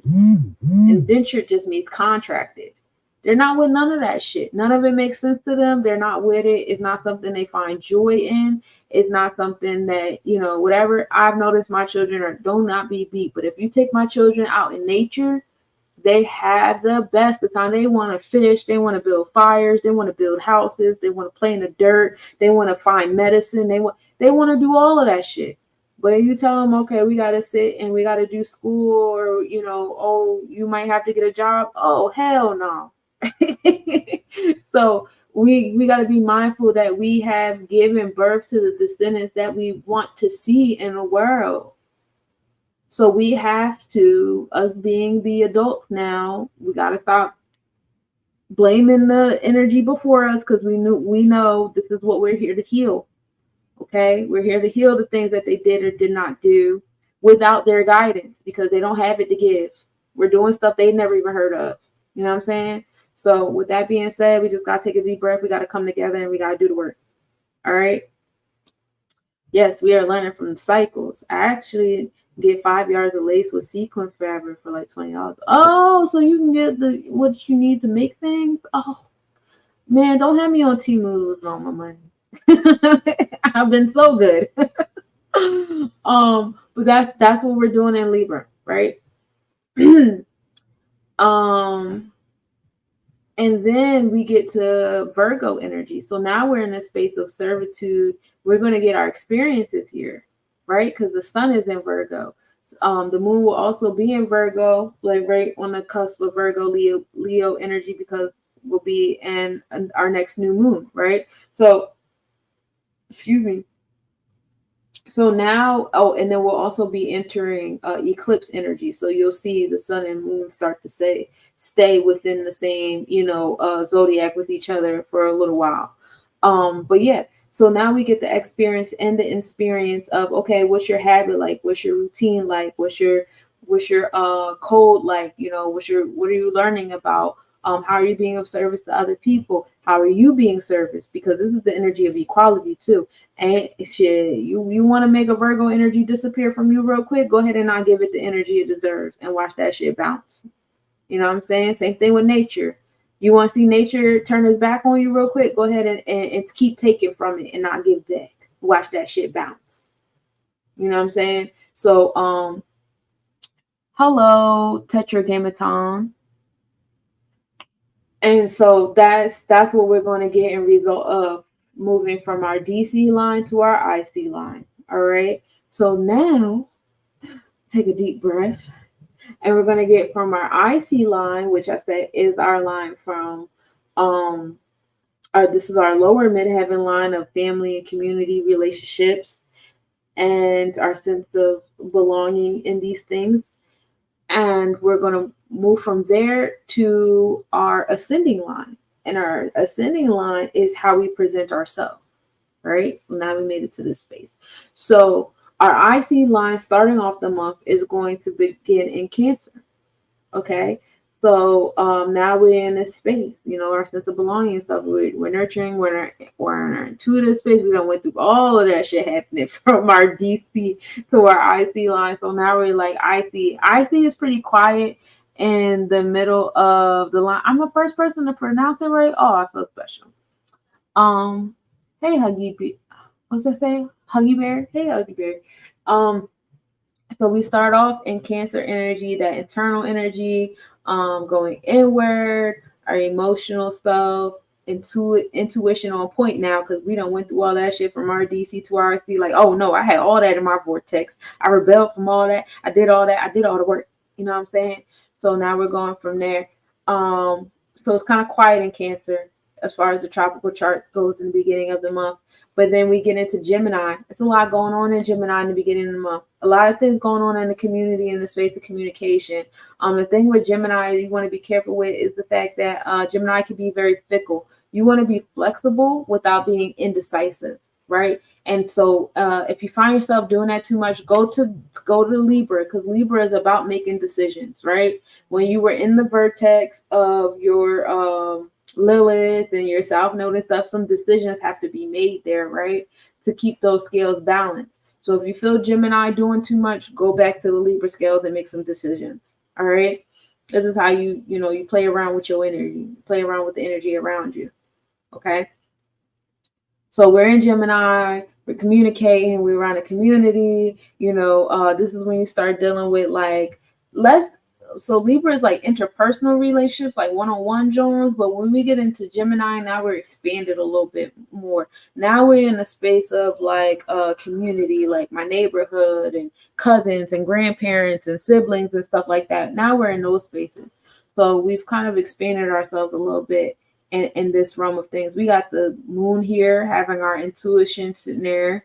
We have our fortune here. So allow your community and your decision-making mind and your intellect and the decisions you make with your intellect, bring you a sense of fortune here. And then that fortune is at a 19 degree. That's knowledge born in the numerology department. All right. You also have Jupiter here giving you that expansion and that generosity, that joy, that pleasure-seeking energy, the wisdom and oracle and sage energy here too. So a lot of y'all going to be meeting and sharing ideals with people that are going to bring you like spiritual awareness, especially if you're moving in your authenticity. Make sure you are authentically expressing the God in you around other people, because once you find yourself putting on fake smiles and telling fake jokes and laughing at fake shit that's not really funny, like to you, you're going to start sticking it, and they're going to be like, oh my God, I like you so much. And this whole time you was over there being phony. And you're like, oh, okay. Like, no, be yourself, and be okay with some people saying, hey, I don't really like you. You have to be okay with that, because that's the only way. It's the only way you're going to find the energy you're supposed to be around. Granted, love should be universal. We can universally love everybody without being phony. You know what I'm saying? Hey, Harlem. How you doing, beloved? You don't have to be phony to universally love people. You don't have to be phony to be a good person. You don't have to do any of those things. You don't. And you shouldn't. All right? I've got over $1,000 of stuff in my team. Listen, my what's the face? My Amazon cart is a good $30,000. I got solar panels in there. I got a yurt in that joint. I got a whole bunch of seeds in there. I got all different kinds of copper wire in that joint. I got resin galore. I like the expensive resin. I don't like the cheap stuff. How you doing, Harlem? But yeah, so now we're in Gemini, and then also Mars is in Gemini too. Mars and Jupiter are going to be close for a little bit. They're hanging out until Mars enters Taurus, and then that's when Mars will get around Uranus, which is going to be wild.com. Because Uranus don't play. I don't play with Uranus, and Uranus ain't been playing with us if you do the mathematics, okay?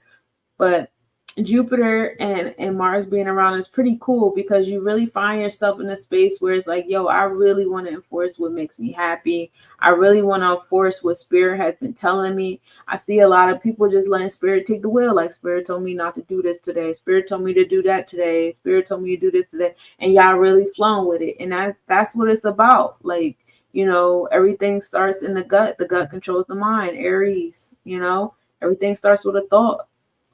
You know what I'm saying? So allowing that sacral chakra and that solar plexus chakra, both of those fires to come together and help you in your motivation department, help you make, different moves in your space and stuff. Yeah, keep going with that because that's what's going to help you attract that Gemini, that community. Some of you guys signing yourselves up for different projects and shit y'all really don't want to do. I don't know why y'all keep doing that.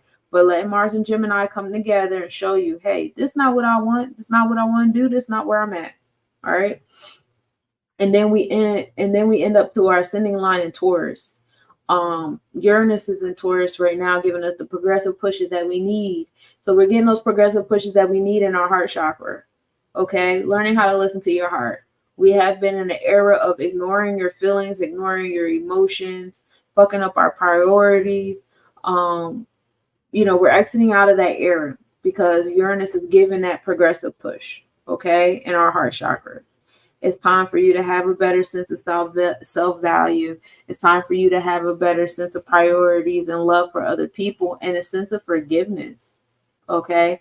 Uranus has been in Taurus since March 2019, okay? And it has been tricky ever since.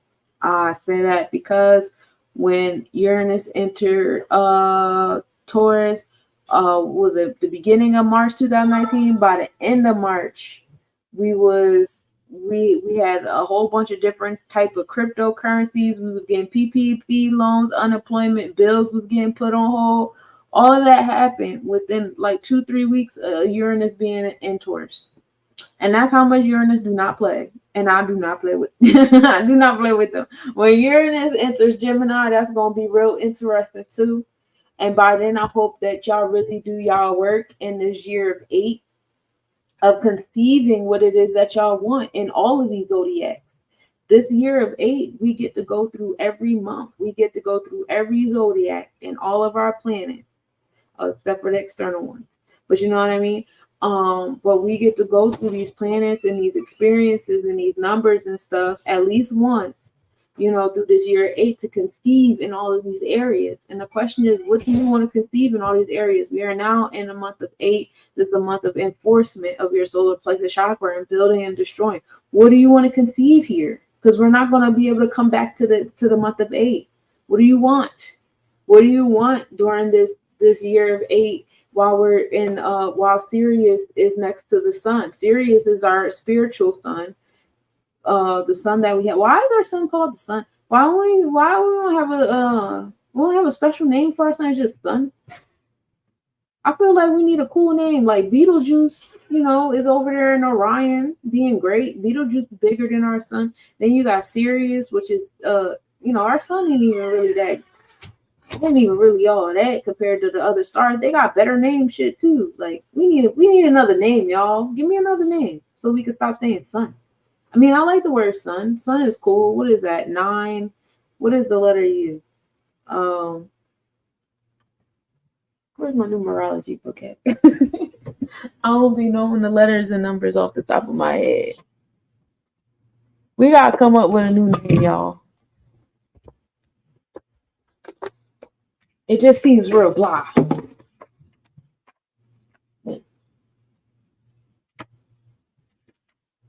But yeah, this is the only time during this period of time we're gonna end up in this energy. So like, what do you want to do with it? What do you want to do with it? It's time to, build and destroy and really enforce what you want in your space. Okay, so I lied. It's not 9. Sun is 1. 1, 3, 5. 1, 3, 5. Oh, that's 9. Okay, that's cool. Solaris. I like Solaris. I'm with it. Fucks with it. Soul. SOL. That's 1. That's 163. That brings you to 10. Brings you back down to 1. Yeah, when you get into the numerology of it, I guess I could rock with Sun, but I like Solaris. Sounds fancier. Do you by chance have any advice on how I could find a lawyer without too much money? Well, a lot of lawyers out here are pro bono. Not pro bono. They have this thing where they can't make money until they win the case. If they don't win the case, then they don't make money. But if you're looking, but I think that's like different kind of lawsuits. I don't know too much about criminal lawyers. Well, you can get a public prosecutor. You would just I would interview them until you find the right one. Don't just let them hand you any old public prosecutor. Make sure you get one that's going to be on your side about different things. That's my advice on it.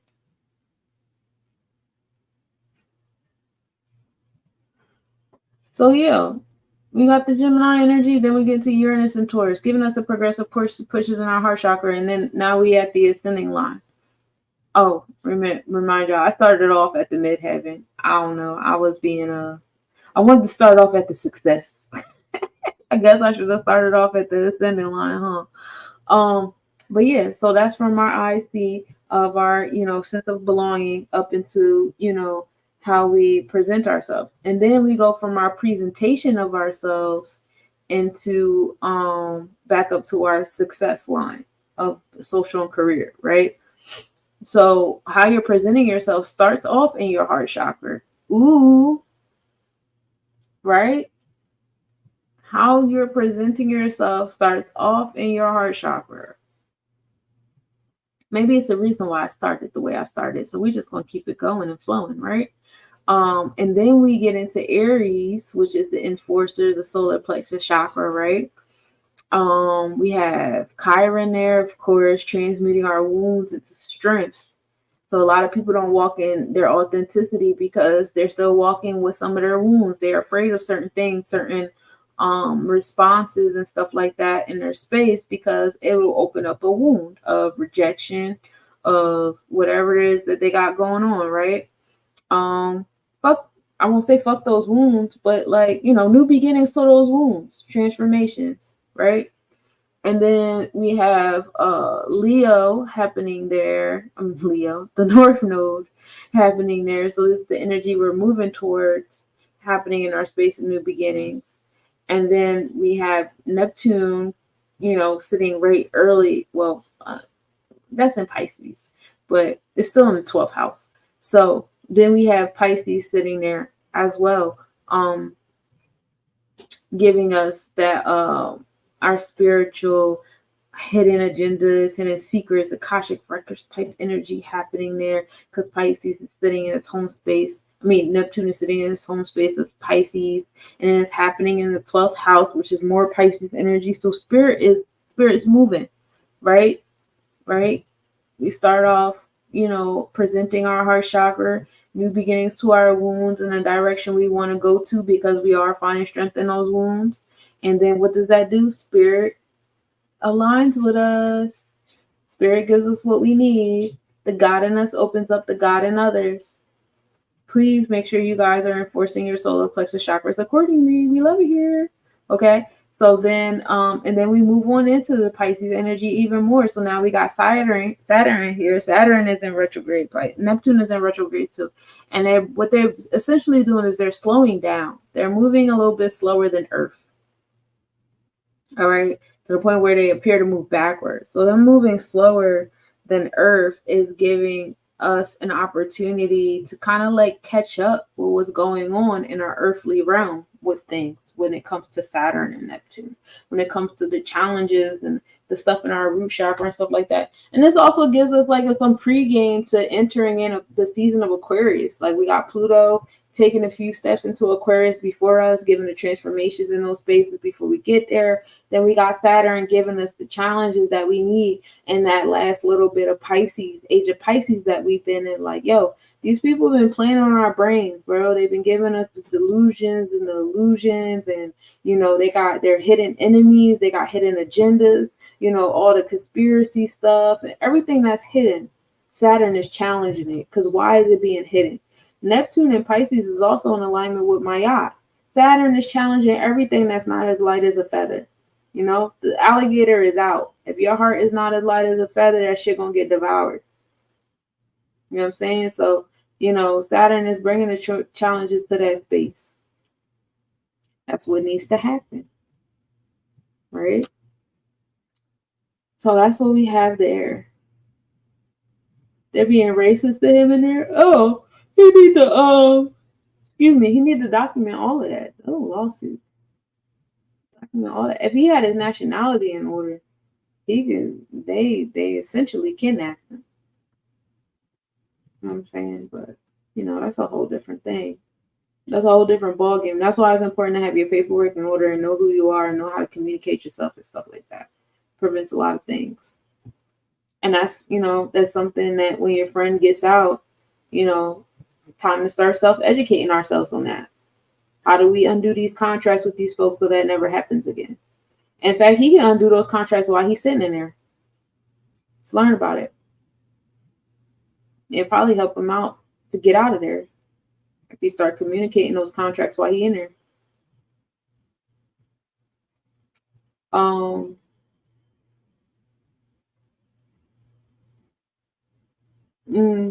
Okay. So I don't know if he declared, is he a U.S. citizen? Because if he's not, change the game a little bit. Hey, Craig. So, yeah. So now we started in our heart chakra and moved to our solar plexus chakra of enforcing the things that we experienced in our heart chakra. And now we're moving, spirit is opening itself up. And then we have the Saturn giving us the challenges and helping us in our root chakra in the realms of that, because people have been fucking with us and are giving us delusions in our root chakra and our space of authority and stuff.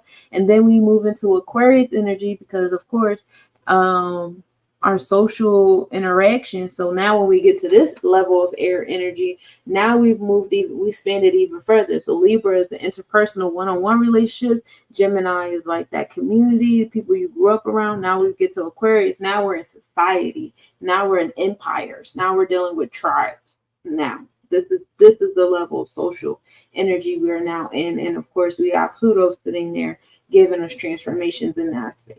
You know what I'm saying? So we move from the heart chakra to our solar plexus, to our sacral, to our root that's rooted upward. Because Aquarius is in our root chakra, but it roots us back upward because Aquarius is also associated with our Keter, which is above in the crown chakra area. Now we're getting into our next level of chakras. Okay. This is why the as within, as without, as above, so below applies because of Aquarius, right? Because you see people around you, your social awareness around you. However, it's what you guys commonly agree on that makes this social energy what it is. And again, on Wednesday when I talk to y'all, we gonna get into that heavy. In fact, this planetary forecast might be all week, y'all, because I'm about to go to bed. I might have to carry this out tomorrow. But he has an SSN, but he isn't a citizen. I don't remember how that works. You can have an SSN and not be a citizen. I have a degree in criminal justice and started dealing with law at 13, so I learned it. Because I still don't know what happened either. So he should be talking about to anyone other than his lawyer. Yeah, you're right. You're right. But yeah, you can have a social security number and not be a citizen. Oh, Zeke's birthday was great. We went to the Hindu temple out here. Had a great time. He enjoyed it. We wanted to go to the library. We went to 2 different libraries. Had a great time. I've been quiet because after I realized that I had been on my feet from that Thursday all the way up to that Sunday, Monday. So yeah, all the way up to Monday. So ever since then, I've been kind of like trying to keep my leg elevated, but I'm not really doing a good job because I'm always at my computer. And I just been in a lot of pain, but all worth it because he was smiling, and that's what matters. And now I'm recuperating to the best of my abilities. I don't know if I'm doing a good job.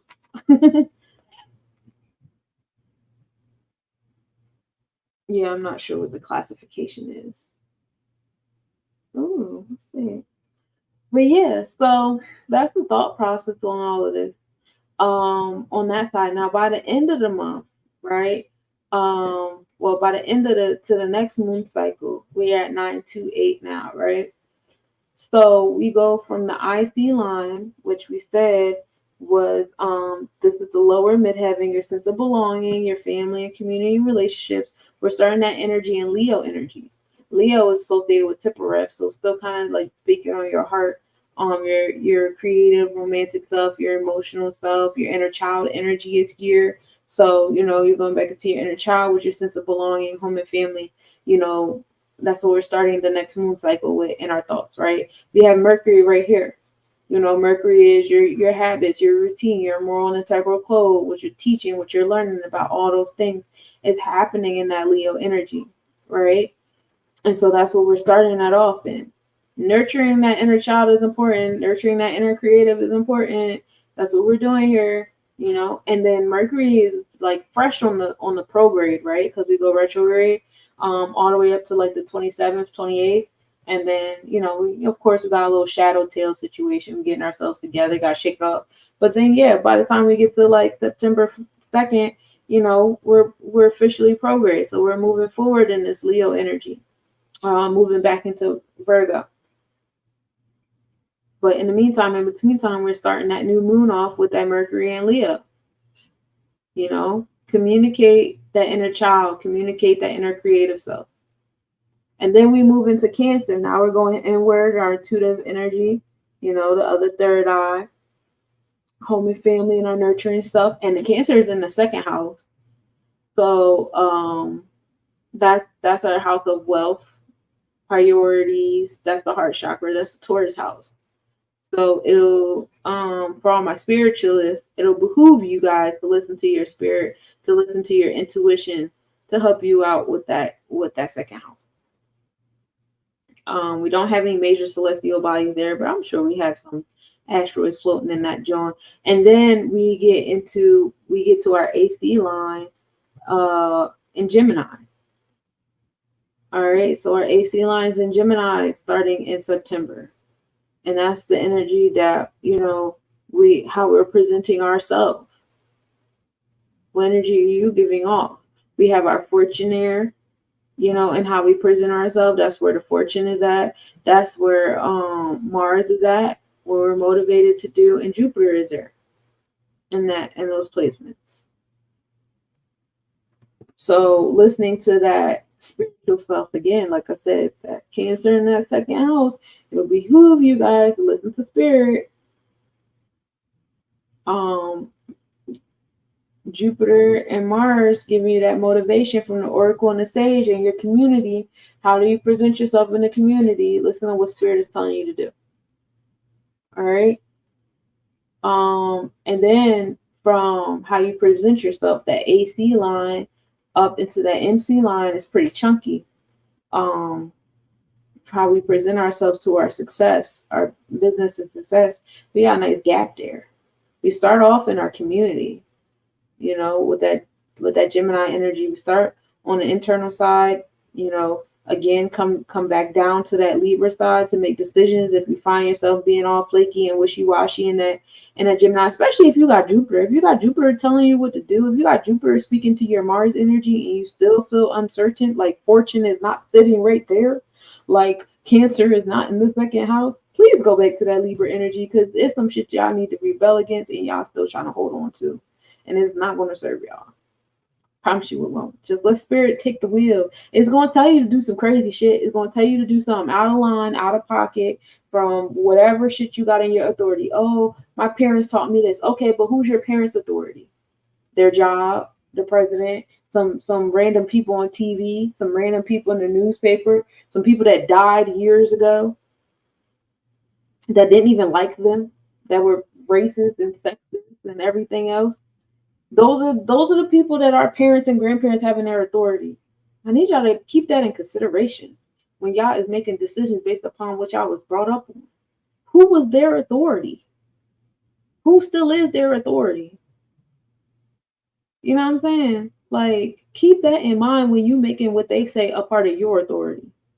Like, bro, you be letting people on TV that don't even know you exist tell you what to do. You're letting people who died centuries ago tell you what to do. They dead and they still telling you what to do, bro. And you want me to listen? I'm here. You're here. We're here. Why is we playing this game? Why are we so, like, that's the delusion. Like, I don't know, that sounds way more delusional to me than me saying, oh, I'm my authority because I'm the one that's fucking here. You know what I'm saying? Exactly. What you're doing has never been done before. People can't fathom the shit that you're doing. Why? Because their authority belongs to some people that they never even fucking met and they never will meet. While your authority belongs to you, what do you want to do? What is your heart telling you to do? What is your spirit telling you to do? What is your internal God telling you what to do? You know what I mean? But that's just a matter of who you want in your root chakra. Some of y'all don't need to listen to the voices in y'all head, because the voices in y'all head be having y'all tripping. But to the ones in the back, some of y'all do need the authority of some people that died in ancient Roman times. Some of y'all do need them motherfuckers in y'all root chakra. Oh, I kid, not really though. But yeah, let's get back to it. That's what I'm gonna do. We're gonna go through this tropical joint today, and then today's actually officially the 5th. So tonight we're gonna go through the rest of we're gonna have a part 2 to the planetary forecast, y'all. We're gonna do a part 1, part 2. And that would probably be the beginning of me going live with y'all every day. See how that works? We love it here. Because then Wednesday is the hump day. And then Thursday, of course, I'm gonna tap in with y'all about the Lionsgate. Oh yeah, okay. I like how that's flowing. I got y'all. We're gonna do it. But yeah. So we get into Taurus. We have Uranus up there, pushing us to the limit. And then Taurus, we start the next moon cycle with Taurus at a 27. So balance on our 7th. That's the internal and external heart chakra right there. 2 being Taurus, 7 being Libra. They come together and make 9, which is the womb. What is being born from you paying attention to your internal and external side of your heart chakra? What are you giving birth to over here in this Taurus vortex energy, this Venusian energy? You know, if you don't like what's being born, what you're attracting with your heart, again, you're in control. This is your show. Fix it. And remember, the only person you can control is yourself. You can't control nobody else. You can only control yourself. So keep that in mind. Don't get out of pocket. Yeah. And then after we get out of Taurus energy, we're going to move on to Aries. So you get that progressive pushes in your heart chakra. You do your trial and error of your vertex, which is Venusian energy, Taurus energy. And, you know, you figure out what works for you. And then this is also happening in the 12th house, y'all. So that's how we're beginning the next moon cycle. The shit happening in the 12th house. So we're tapping in our Akashic records with this progressive pushes. We're getting in our heart chakra now. So now we're going into like ancestral realms and past life realms with the progressive pushes. So they're going to be deep. They're going to get deep. And then we're going to get into Aries. Of course, we have Chiron sitting there, our North Node sitting in that space of new beginnings, because we do need new beginnings in our wounds. Can't keep walking around with the same wounds. I don't want to work on the same wounds my whole journey here. Like, it's not to say I want new wounds, because I really don't. Like this whole situation with my leg, wow, Chiron.com. My Chiron is in Cancer. But this is not to say that like you want new wounds, but like how much of your life are you going to keep focusing on the same wounds? Like there aren't other things that need to be mended. You know, at some point in time, you got to be like, all right, I finally find strength in these areas. Let me move on so I can find strength in other areas to make myself stronger overall. You know what I'm saying? And then I said a 22. So we're starting off the next moon cycle. Like a new moon is kind of like an ending and beginning, because you have waning new moon, and then you have the waxing new moon that brings you to the building of the beginning happening, and you know, after that, you know what I mean? But we're starting at 22. Start in at 22 degrees. 22 degrees is the master architect. Master architect. So how are you dealing with the moon, your wounds during that new moon is master architect type vibes happening there. So you're going to build something. It's not just going to affect you. It's going to affect other people, what you choose to build. Oh, your vertex is at a knowledge being born in your social realms. 19 is knowledge born that brings you into knowledge. Hey, Max. Oh, I never see him when he comes in.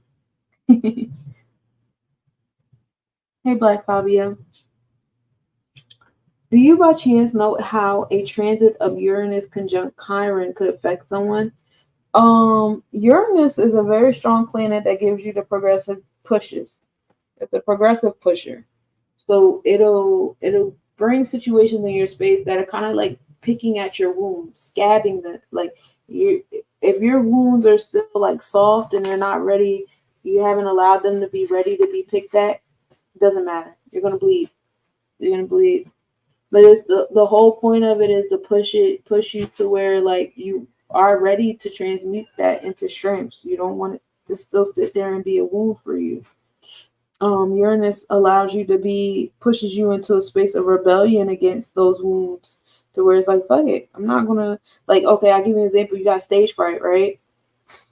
And Uranus is like, I'm gonna put you in a situation where now you have to speak in front of people. You have no choice. We're gonna rip this fucking band-aid off. And you're either gonna bleed all over people and throw up and whatever, pee on yourself on stage. I don't fucking know. Or you're going to transmute that into strength, and you're going to be all your authentic self, and you're going to have a fun time on the stage, and it's going to be a great time, and it's not going to be a wound anymore. You know what I mean? And that's just an example, but that's what, Uranus conjunct Chiron could do. My natal moon is 22 degrees Virgo crescent. Is your crescent moon a waxing or waning? Because waxing is building and waning is like destroying, and then a 22 is like the master architect energy, and then it being a crescent means that it's dealing with non-physical. So your moon is more so towards the non-physical. That's cool. And I like that you're getting heavier into the asteroids too. That's cool, Adonis. Waxing, okay, so you're building on the non-physical, you build on the spiritual realm. You're like a celestial architect, which is cool because Virgo energy is a celestial technician. That's the Beck. You're here to make new rules, so make them. Make the new rules and gatekeep them hoes. I want to create a secret society. I'm waiting for like me and my culty friends to come together and start building secret societies. We gotta wear like masks and capes and do weird shit, but it's fun here, and it's And then we have our cool little seances. We make shit happen. And it's fun here. I want to do it. That's what I want to do. I'm not trying to do no like malicious stuff, no injured parties. But I'm ready to like utilize my magic with other magicians or, come together and do some like really dope alchemy for the benefit of the collective and it not be so like capitalistic. I feel like capitalism is such small potatoes. Like, oh, let me do this tongue binding spell for you for $888. Like, boo. Like, let's come together, hold hands, and really make some shit pop. That's what I want to do. I just made a poem. See, look, that's why I love Adonis. Adonis be on my type time. Don't even be knowing. We both be in our own little world. We probably be doing the same shit at the same time. Don't even be knowing it sometimes. Yeah, I want to do real sorcery. I'm not trying to do, let me do a love potion for you. Hey. Too much comfortability going on over there. Let me do a love reading for you for $22, 22 cents. Like, I don't know. This capitalism shit is in the way. Do you think it really worked? Yes, it does work. I think it really works. I know it works because we watch people on TV do it all the time. I also learned the other day that this is the first time that Uranus has been in Taurus for hundreds of years. Oh yeah, it takes Uranus. Let me go to my notes because everything is in these little handy dandy notebooks. I do have their cycle here somewhere.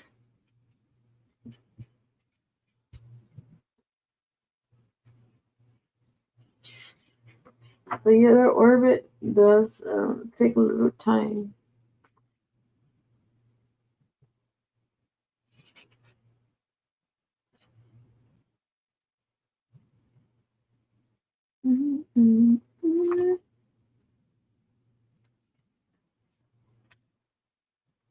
I know that is somewhere.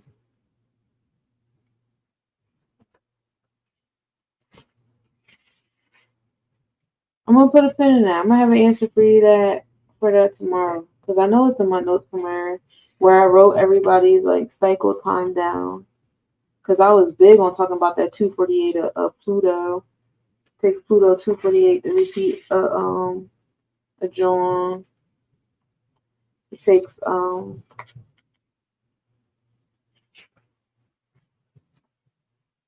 Lilith. It takes 9 years, 9 months in each sign.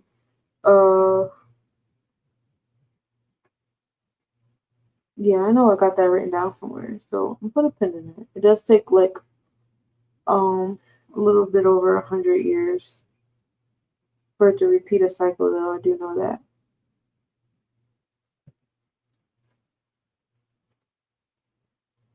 Word. So that's what I've been trying to do with the eclipse. The eclipse seances that I've been doing since last year. We have 3 more eclipses left this year. September 17th, which is going to be a big one for me because I was born on the eclipse. My birthday is 9/19. So I'll be like right in that shadow. Because the eclipse is from the 17th to the 18th, and then that's the lunar, and then we have the solar eclipse October 2nd, and then we have like a almost eclipse happening October 14th, I want to say 15th, one of those. And so like those 3 days, I definitely want to have like a collective come together and us like really put our energy together. Like let's really like plan something out. Every time I do the eclipse, I open up a Telegram group. We come into the Telegram group. We talk about, what energy we wish to like bring to the collective. But like if we want to do like a unified joint, let's talk about it. Like let's do something unified. Let's have a unified chant. Let's have a unified something that we do. Like these phones are black mirrors. They're organized. They're literally organized. Like we can put energy through the phone and make some shit pop. If that's what we really want to do. But I want to do something big. I'm not trying to do these little love spells and tying people's tongues and all this. It like I'm not knocking nobody, but like yo, like When we gonna stop doing the capitalistic shit? Like, this is like the banks is the ops. That's the crazy part. Like, nobody realized, like, because they have the best magic. I'm telling you, the banks have the Federal Reserve in their notes and their bills and their bonds. They have the best magic because they have all of these music artists, every genre of music, every frequency, every radio wave talks about money. Every one of them, not one of them. And money doesn't even exist. That's the thing. They're telling you about something that doesn't exist, but they created these random pieces of paper, these notes. Notes is just dead. They're dead notes. And it's all on their website. You just got to know to read it. And this is what I've been doing on my Nobody's Reading. I do a Nobody's Reading podcast with my son. And this is what we've been talking about all the month of 7, all the month of justice. We've been talking about it. And we're still talking about it. And we do it. Well, in the month of 7, we were doing it every day. But now we do it like every other day. So we skipped today. So we'll be back up here tomorrow. Doing it again. And yeah, talk about it heavy. Like, it's all a delusion and it's in our face, but because they have all these celebrities talking about it and they show us all these things that we easily have without it, you know, we don't need their note to get the things that we need. But we don't know that because we watch TV all day and we let these strangers tell us, you know, what's what. It's a great time to bring healing to those wounds. Yes. Solaris is trining the sun. Yes. Sirius, right? Sirius is in alignment with Solaris, or the sun. That began on July 2nd. I was talking about that heavy in the beginning of the podcast because Sirius rules the dog days. That is the bright star in Canis Major. It's bigger, it's more dense, and it's more powerful than the sun. It's getting closer and closer to the sun every year. The Dogon tribe has a ceremony that's called the Segui ceremony, where once we have Sirius like officially in our sky, the way we have the sun, that happens every 60 years, 50, 60 years. The next Segui ceremony will be in 2027. So we have 3 years. And that's why we've been having a lot of heat waves and the sun has been getting hot and a lot of have been getting downloads about the 2 suns and all that. None of that is fake. It's real shit. It's really happening. So, you know, every year around July 2nd, Sirius aligns with the sun, and that's where we get the dog days when it comes to summer. Diary of the Wimpy Kid was the first time I ever heard of dog days, but right there they tell you Sirius star. And then the peak of it is on Lionsgate. Now Lionsgate is when the Sirius star is aligned with Orion's belt and the Earth. There's a divine alignment here. You know, Earth is in Capricorn Aquarius, while the sun is in Leo Cancer, and we have Sirius. Sirius star is a fixed star in the Canis Major constellation. I want to say that's considered in Leo. All of that is considered in the Leo zodiac between Orion, which is more of asterism than it is a zodiac energy, and then Sirius star is, you know, a fixed star. So yeah, that's the alignment with Earth, Orion's belt, and the Sirius star, and they're aligned. And the Giza pyramids were made in reflection to the stars in Orion's belt. They are activated by the rising of Sirius. Ancient Egyptians praised Sirius as the gateway to heaven, and it was the brightest star. Back then, you know, we had more Sirius star than we had of the sun that we have now. Yeah, we need to talk about it. There's an app called Signal where we could talk about it without being heard. I really believe that came and walk with you, Adonis, about the flying part. I think that the salt in our diet, because when you think about it, whenever you want to like distinguish magic, you give salt. And I think that all the salt intake in our diet is what really prevents us from doing a lot of things, like putting salt in our altar. How about a secret society that's like Captain Planet? We all have talisman you put together and make one big talisman. Yep, agreed. And I'll be more than glad to make the talisman. Yeah, today was super hot, and we've been getting a lot. We're starting to get the Aket. So, like I was telling y'all about that earlier in Av, the month of Av is about the flooding. And that's the big thing with the Lionsgate too, because Lionsgate is all the way up to August 12th, and that's when we start to dwindle down with Sirius being at the, Sirius being at a quote unquote midheaven for us, and being in alignment with our sun. So once that starts to die down, that's when we start to get our flooding, right? That's when we really enter the season of Aket. And that's the big thing with 888 too, because now we're in the year of 8, so now we get triple eights, right? But that is the big deal with being on 8-8, the 8th year, the 8th month is, those double eights. That's Oya energy, and Oya rules over the storms, right? The solar plexus chakra, Oya, and X-Men Oya is storm, right? And that's Scorpius energy. And during this period of time is a time of manifesting and giving thanks, because we know we're walking into a space of destruction and new beginnings, right? So we give thanks, for that ability to, make way for new beginnings, because we know the storm is coming. This is when like the Nile River will start to flood. And then we also have other, rivers that are major to us. You got the Mississippi, John. You got the one over there out on the West Coast. You got, the lakes. Over here, you got the Delaware River that floods. This is when we really start paying attention to the flooding, right?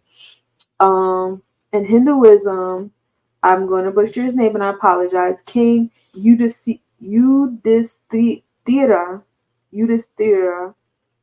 he went on a journey to the heavens. It was him. It was four. It was him and his 3 brothers, or him and his 4 brothers. It was 5. I don't know. And they came with his dog Svana, right? So they were on a journey to the heavens, but one by one, each brother started to follow their own personal selfish desires, and they kind of fell off track. So by the time they get to heaven, it's just the king and his dog Svana. So then they get to the gateway of heaven, and hold on, let me see. I was trying to do it from my memory. Let me look at my notes. Indra. Indra said, "There's no dogs. No dogs go to heaven." And so the king was like, "Well, I'm not leaving my dog. All my brothers left me. The only person that didn't leave me was my dog. So why would I leave my dog? Because now I finally got her." So then Indra was like, "Oh, that's what I wanted to hear." So now they're both in heaven, and that's why you see, Orion and Canis Major in the heavens. Orion gives you that energy of rebirth, because he was reborn again into the stars, new beginning energy in the stars or whatever. And then that loyalty energy of Canis Major, with Sirius star being the nose of Canis Major, right? This is also the energy of conduct and knowledge. The Leo sun empowers us to take action. The universe conspires to support us. So this is what the alignment is really about on 888, is the stars are aligning to support us in what it is that we're trying to manifest. And then the response to that is, no 2 things can stay in the same place at the same time. So we deal with the flooding that provides the destruction we need, and then the rebirth happens to give us what we asked for. All right, so we move in gratitude during those spaces and time.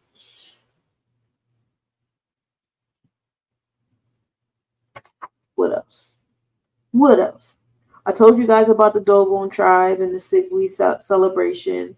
Told you about the dog days from July to August, because Sirius is conjunct by the sun. The dog star is associated with Osiris, which is the god of dead, Anubis, and Sopdet, which is the agricultural deity, also associated with Isis. So you got the death of Osiris, and then you got the rebirth energy with Isis. And then its appearance after invisibility marks the season of Aket. which begins in the beginning of July. This is the season of flooding. And oh yeah, the 8-8 is also the start of the new year. This is the Egyptian New Year as well. Orion's belt is a resting place of Osiris. Ancient India saw Orion's belt as the arrow that shot Orion, the king. Strength, spiritual intuition, attention to detail, and good luck represents the three kings or the Magi, which the 3 stars' names are Anilem, Alnitek, and Mintaka. Orion disappears in early winter and then reappears in August. The constellation can be found all over the world and is used to locate other stars. Also contains the Orion Nebula, which we get to see more so in the wintertime. That nebula that like is in alignment with like the sword. It's facing towards the bull. The whole Orion constellation faces towards the bull, like it's charging towards it. And it's also pursuing Pleiades, which is 7 sisters, or it's hunting Lepus Hare, which is another constellation that looks like a rabbit with his 2 dogs, Canis Major and Canis Minor. Gaia, which is a goddess, she was upset with Orion about something. I didn't get into it. It was Greek mythology. But Orion apparently was killed by a scorpion. Orion was also the son of Poseidon. Zeus decided to put Orion into the sky with the scorpion as well.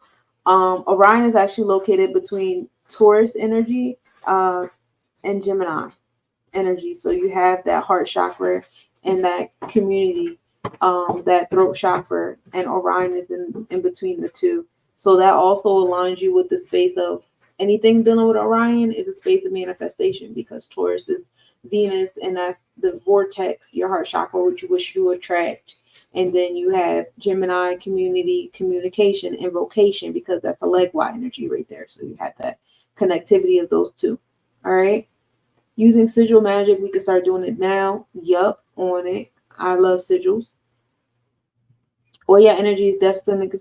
Yep, we're in the year of Oya. I ate an extremely unhealthy amount of salt before I was pregnant, and after I hated it. Yeah, I'm not. Me and salt don't get along, especially now with how my leg is. I'm very sensitive to salt. There is one river that runs through almost the whole U.S. I don't remember the name of it right now, though. I want to say it's the Mississippi. I want to say it's the Mississippi. That's like, above and below is alignment with the Aradenus River. That's what it is. Alignment with the Aradenus River. But yeah, so by September, once we make it up to Pisces energy, now we're at that Saturn giving us the challenges. We open up Pisces with that Neptune, then we end it with the challenges, and then we make our way to the MC line of success coming into our community after we deal with those challenges in our hidden agenda. So that's the tropical chart from new moon to new moon. I'm going to take a nap. And when I wake up from my nap, we're going to do the Vedic and the Draconic chart. I'm going to give you guys the astrological report. And I want to talk to you guys about Had, since it's the 5th of the month. We're going to get into Had, the sphere, the 8th sphere of Sebek, and, the teachings of that. Let's talk about it, But yeah, let me take this nap real quick. I also got a phone call. I got a really important phone call happening in about 4 hours. But yeah, so y'all tune in with me tomorrow. I would say like around lunchtime, like noon. We're gonna do this kind of early, because y'all know I do a lot of things on Mondays. Mondays is a busy day for me. But I usually volunteer on Mondays at a church. I don't think I'm going to do that this Monday because I feel like I still need to rest my knee. I really did too much the week before last, because I was resting all last week trying to recuperate, and I didn't do a good job either because I was still trying to push myself. And then I still tried to push myself over the weekend too. So still pushing myself, but I'm not standing. I'm just sitting, which isn't too much better. I need to be laying. But yes, I'm going to chat with y'all tomorrow, like around noonish, 12:30 EST. And we are going to get through the Vedic and the Draconic. We're going to go through the astrological report, and we're going to go through Had. All right. So see y'all in a few hours. Peace, y'all.